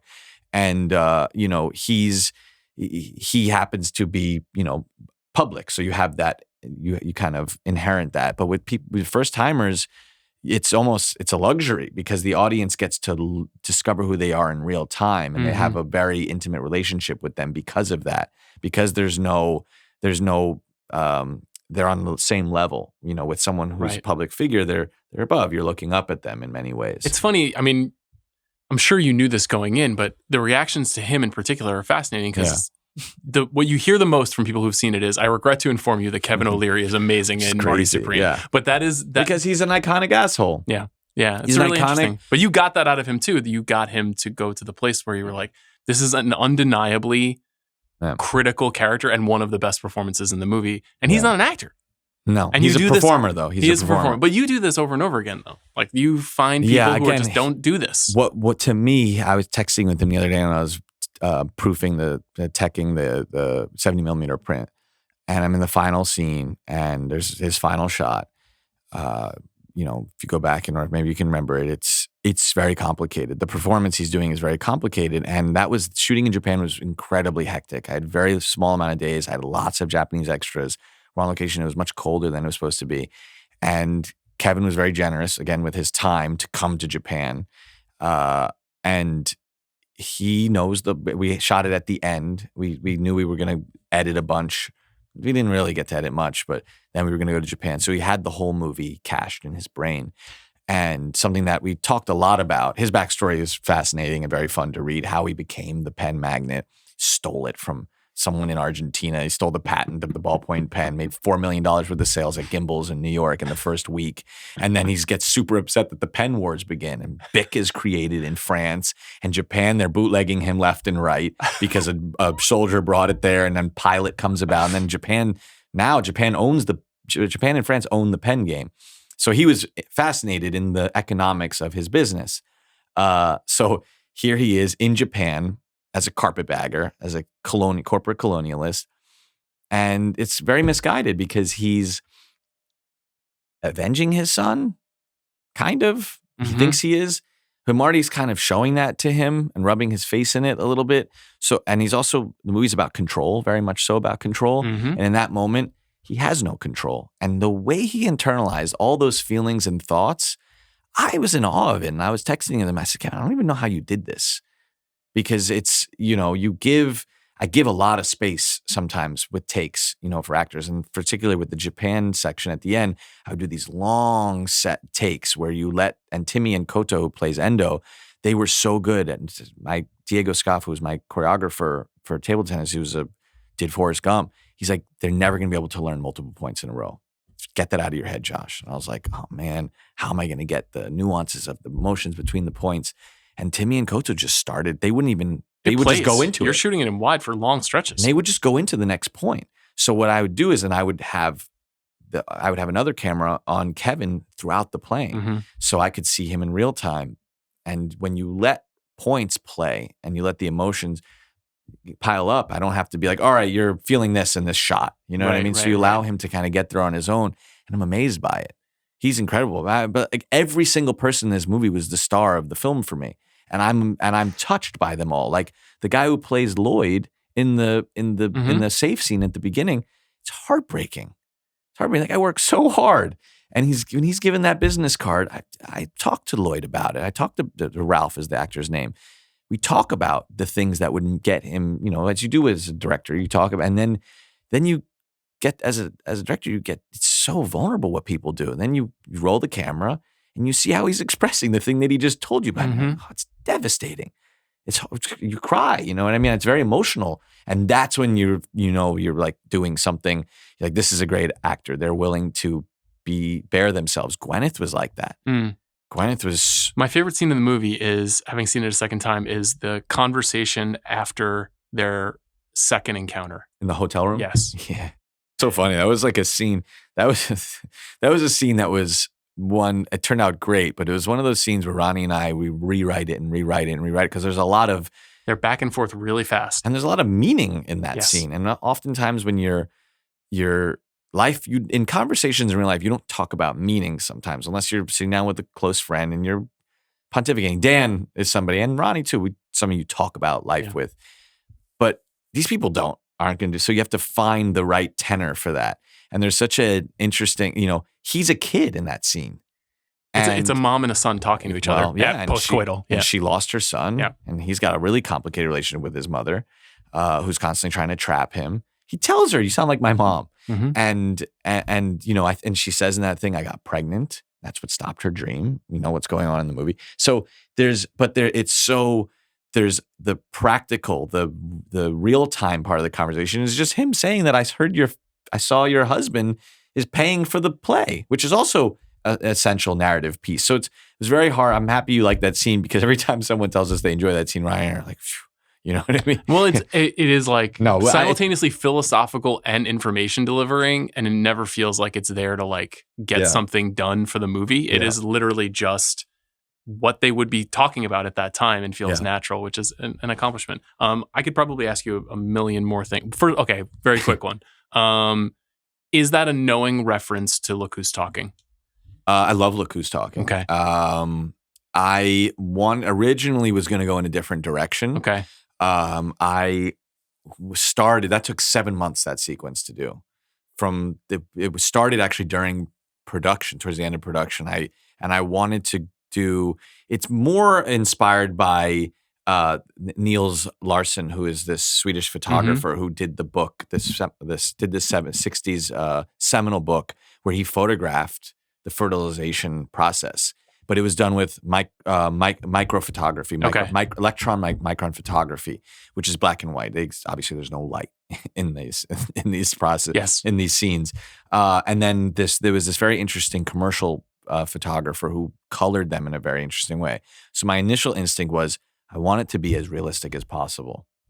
I'm going to make it look like we're looking at it in a science class in 1952. That was my initial, exploration for it. So I was like, we'll start. It's hard to direct CG artists, because especially when you're doing something that you don't quite have references for. But I had this book, Child is Born, and I was showing it to him, showing it to the team, company Artery in New York, and they went. And I was like, okay, first we'll do the black and white, we'll do the electron micron, and then we'll color it afterwards. But no one really understood the color it afterwards part. So I'm looking at this really realistic recreation of sperms and the the tubes and the the ovaries and the egg, and it was too realistic. It was not romantic. It was actually kind of abrasive looking. Mm-hmm. So then you start to go backwards, and I was like, well, let's. And then in the 80s, he did a film called Eternal. It's the film version, basically, with a little bit more advancements, photographic advancements of his book in the 60s. And that was very inspiring. And then you think about Look Who's Talking. I'm doing it. I'm like, oh, wow, this makes me think of another movie. And you're like, oh, Look Who's Talking. I love Look Who's Talking. Yeah. I remember as a kid seeing that and it being educational. It's like, impactful. It's memorable. Yeah. It's incredible. And I think maybe just people our age will be like, is that a nod to that to that Amy Heckerling It is a movie? nod. Yeah. You know what I mean? It's and that sequence was definitely inspired by Neil's photography. Mm-hmm. There's no doubt about it. I mean, that was the only that it was such a seminal. I mean, it's the guy should have every prize in the world for showing that part of the human creation. I mean, it's our visual. Mm-hmm. Now we got super deep into making it as realistic as possible because you can really get in there now, and it's abrasive looking. So I wanted the romantic quality. I didn't want to lose that. It works. Yeah. And then the choir that comes in, the kids choir. Yeah.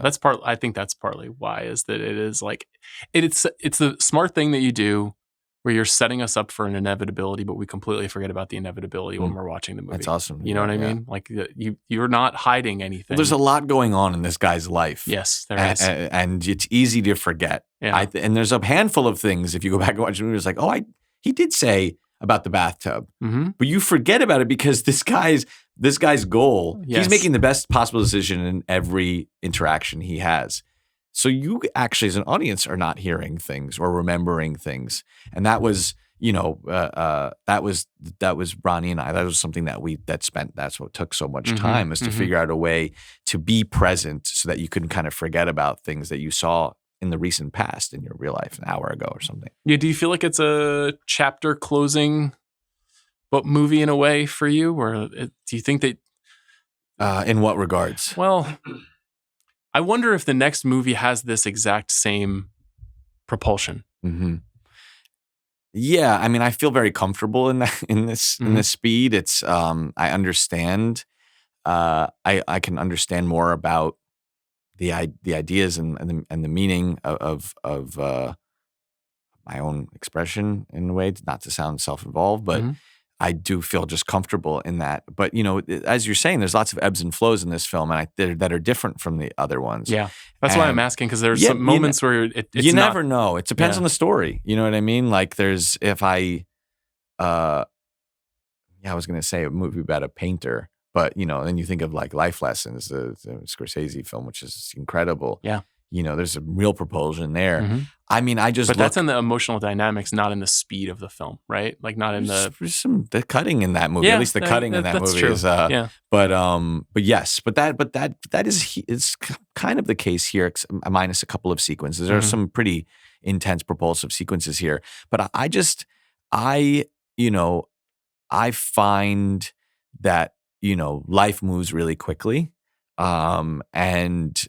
The days move fast, and then when you have, you have a kid, literally the days move fast, the years are long. The days are long, the years are fast. Yes. And that freaks me out, and time in general freaks me out. So I'm wish fulfillment with movies. I go to the movies to see characters do things that I wouldn't do. Mm-hmm. There's a heroic quality to that. There's a wish fulfillment.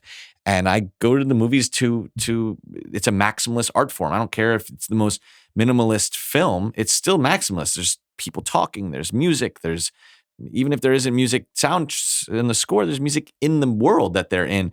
And that's overwhelming in its own, microbeats.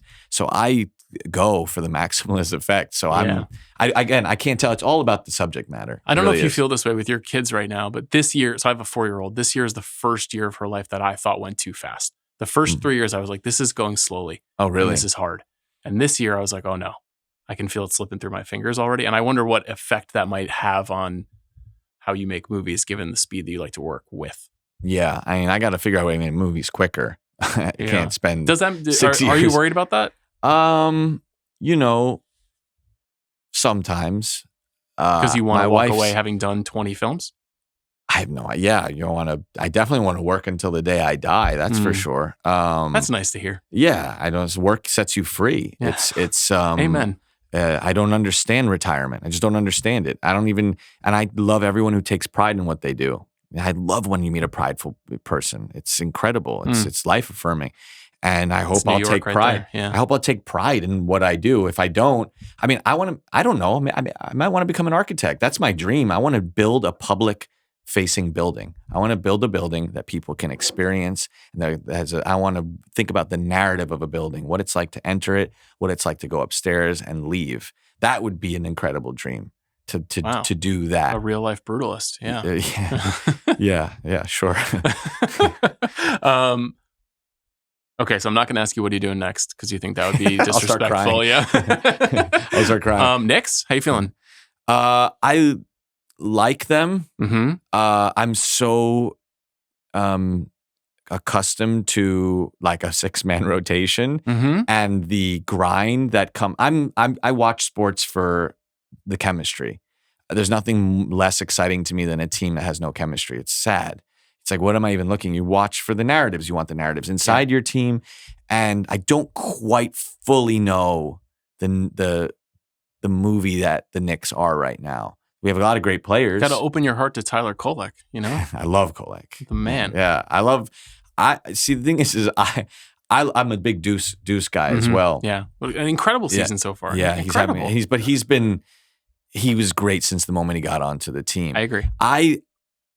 There are certain lineups that work better than others.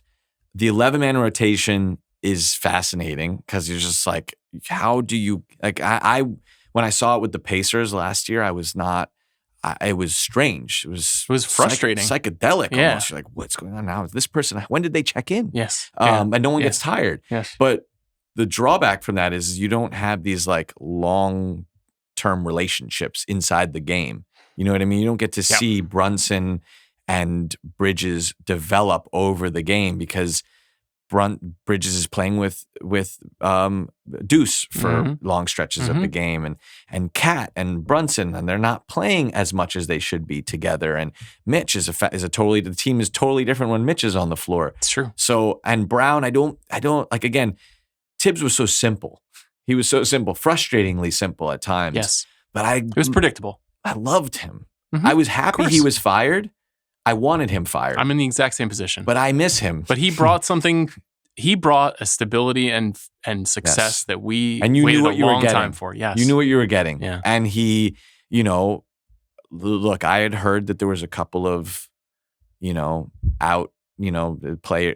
into the summer meetings that went really long. Yep. I know some of the players, some inside information that was 20 seconds. Some of them were like 90 minutes. Yeah. So some players some were frustration. clearly like, what are you doing with me? Why am I on this team? Yeah. You can see that in the way that some of them have performed this season too. Oh yeah, They feel who had the long outgoing. He feels meeting. more free now. Oh yeah, for sure. We're talking about the five boroughs. Yes, of course. Yeah. The Cal Bridges. Yeah. He does, and it's great to see because he's an amazing defender. I mean, our defense is kind of better than we were last year too, which was it wasn't. Tibbs just lost his identity last year. I have theories. We all do. About personnel and like. It's one of those be careful what you wish for with working till you die because like he grinds hard and there is a consequence. But his life his purpose is waking up. I mean, it has consequences. You're married to the game though.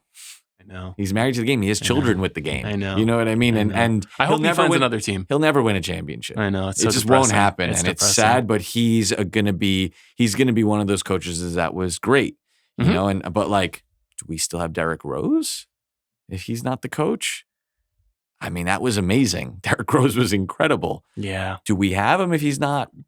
Probably.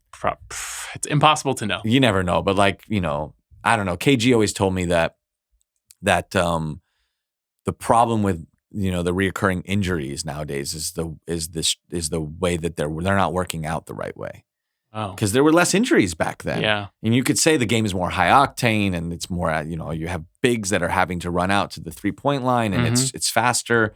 But Chuck Daly was fast as fuck, you know, and that was back then. Yeah. And, you know, you didn't see 500 injuries a year. It's true. So it's hard to say. I mean, I do, the one thing that you know, by the way, they asked me to direct a game. For the telecast? Yeah, in the truck. It's like the You coolest got to thing. do that. I'm going to do it for sure. I mean, they saw how... Are they prepared for the amount of cuts you're willing to do? The New York, I don't read reviews, right? Okay. But some reviews I end up reading because so many people send them to me. The New York Post one was sent to me by a lot of people. And so I read that review. Okay. And Of Marty, you mean? Of Marty, Oh, yeah. And that one was sent to me by someone who works at MSG Networks. And I love the review for that reason now. That it linked me to, and then they said, wow, the way you captured table tennis, it'd be great to see you capture basketball. And I'm already thinking like, okay, I'm going to get this camera over here. I'm going to do that. I'm going to do this. I want to get into the psychology of the game. It's going to be hard. And I hope I'll have time to prep for it. If you haven't spoken to John DeMarsico, who cuts the Mets games, who directs the Mets games, you got to talk to him because he's a huge cinephile. Well, huge. The way they cover some of those, the split diopter stuff is incredible. He's doing amazing stuff, and just as a movie nerd, being such a big fan of the team. Also, you get to have Keith. It's kind of his cinephilic taste. All three of them, they love movies. Right, They'll fucking talk about TCM for an hour and during a blowout game. It's amazing. You know that that Somerville in One Battle After Another, Paul Grimstad, who's the lead. He's like 1 second in your movie. Yeah, I clocked him yesterday. You can hear him a bunch. He's amazing. He's a friend of ours. He's the lead of Ronnie's film. Yes, of course. That's right. He's the craziest Mets fan. Really? Oh my God. Wow, we got to get him on this show. The craziest Mets fan. Amazing guy. He also utters the words "the big picture" multiple times in one battle. So, you know, we're good for life. Do a mashup of that. Yeah. Okay, we end every episode of the show by asking filmmakers what's the last great thing they have seen. Last great thing? Great thing. Can I just say the last thing I saw? Well, if you want to. Okay. I hopefully kind of thought it was great. No, I thought it was great. Last night, you know, I just, you know, you get into this part of the process of the film, which you kind of forget about when you have to forget about. In 6 years, yeah. And of course, it's important to promote the film, but talking about yourself is a lot, and I like to unwind. So I decided to. Ronnie and I were talking about Wild Things yesterday. Oh, hell yeah! And then we realized it was directed by the McNaughton. Right? McNaughton. Excuse me. McNaughton, who did Henry: A Portrait of a Serial Killer. He sure did. And then I saw this movie he did called The Borrower. Have you ever seen The Borrower? It's a fascinating movie. What's The Borrower? The Borrower is about this alien who did something really bad on his planet. Okay. And his punishment is he has to be human, and they're going to drop him off on Earth, and he has to just live on Earth. So the alien who's like the cop who's bringing him to Earth and be like, all right, go, is like, and they're arguing about it. They speak English, which is whatever. You got to get past certain things. Yeah. And they arrive on planet Earth, and there are these two guys, a father and son, and they're just getting drunk in a car in the middle of a field. And they see this insane alien-looking thing and this human, but inside the human is the alien in human form. And they start having a huge fight, the alien and this human being. And they imagine, they're like, we have to help the human. That thing is a beast. So they kill the alien and they go to help the human, but the human's an alien and he's very violent. He's very violent. So he rips the head off of, oh wait, his head is, I'm trying to remember. I just watched it. The human's head is ripped off. No, I'm sorry. The alien can't take the human form for too long. Okay. So while they're talking, they're asking this human if he's okay. And Kevin Yeager did all the effects. So it's looks beautiful. Good. Yeah. It looks really cool. Who, by the way, I met very briefly when I produced If I Had Legs, I'd Kick You. We wanted to bring Kevin into thing, but we couldn't get to him. But for the film. So Kevin Yeager did this. So there's this moment where Kevin Yeager's effects come in, and it's important to mention Yeager because the movie is kind of like The Thing, which was 8 years or something like that earlier, and also The Hidden. It's very similar to The Hidden as well. Yeah. So the alien can't take being in this body anymore, or its expiration date is upon itself, and the head explodes. And this creature comes through the hands, and it needs a new head. So it rips the head off of the guy that killed the alien, and it puts it on top of him, and it just, you can see, it looks like Frankenstein's monster. So but now he's this new person who has the brain of the guy he just killed, but they're still kind of functioning as the alien. So each person it inhabits it has a different personality. So it ends up hitchhiking, or no, gets hit by a car, it gets hit by a car by this woman. And then the movie becomes very interesting because the woman who hits him, it could just turn into kind of like a bad B movie, but there are these moments of like real people. In particular, the way he shoots, I think it's LA. Doesn't really ever say. Documentary of this, like he's just walking around like what looks like Skid Row, and he's literally just like a huge cut where the neck sits on top of the head sits on top of the neck, and then he's just moving around, and humanity is ugly in the movie. It's like worse, and it's like an allegory about how basically we are the aliens. You know what I mean? Like we're an ugly group. We're just a parasite on this planet. And there's a parallel story about a really bad dude who's more violent than the alien. But he just hosts through host. And weirdly, he ends up taking a dog's head at one point, which is so weird because The Hidden does that. Yeah. And The Thing does that. Yeah. It's like the same idea that all three directors can't get away from. But it's a weird movie. This is also it sounds like it's lifted completely in Men in Black. That's a whole thing in Men in Black too with the D'Onofrio character. It actually, the first guy looks like D'Onofrio in Men in Black. So weird. Yeah. The Borrower. I've never heard of it. Yeah. Check it out. Good one. It was very helpful last night because I was just like, did like 3 Q&As and like this. And I was like, I just want to, Brian and I were talking about Wild Things. And then we're like, oh my God, same director as Henry Portrait. And then we see this movie. The thing that made me want to watch it is an alien arrives on planet Earth and he's very violent. And there was just something so blunt about that. I was like, I got to see this. Incredible recommendation. Hey, congrats on Marty Supreme. Thank you so much. Congrats on If I Had Legs, I'd Kick You Too, which is also one of my favorite movies of the year. Such a special film. It really is. Yeah. And good luck with everything. I hope this movie makes $800 billion. Me too.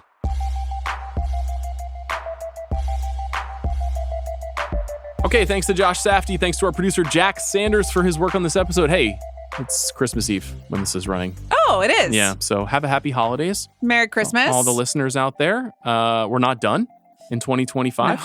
We have, frankly, several more episodes to both record and for you to listen to for the rest of the year. Later this week, I indicated another film coming on our 25 for 25 list. Number 2 will be coming. A great double feature. Great double feature. We'll see you then.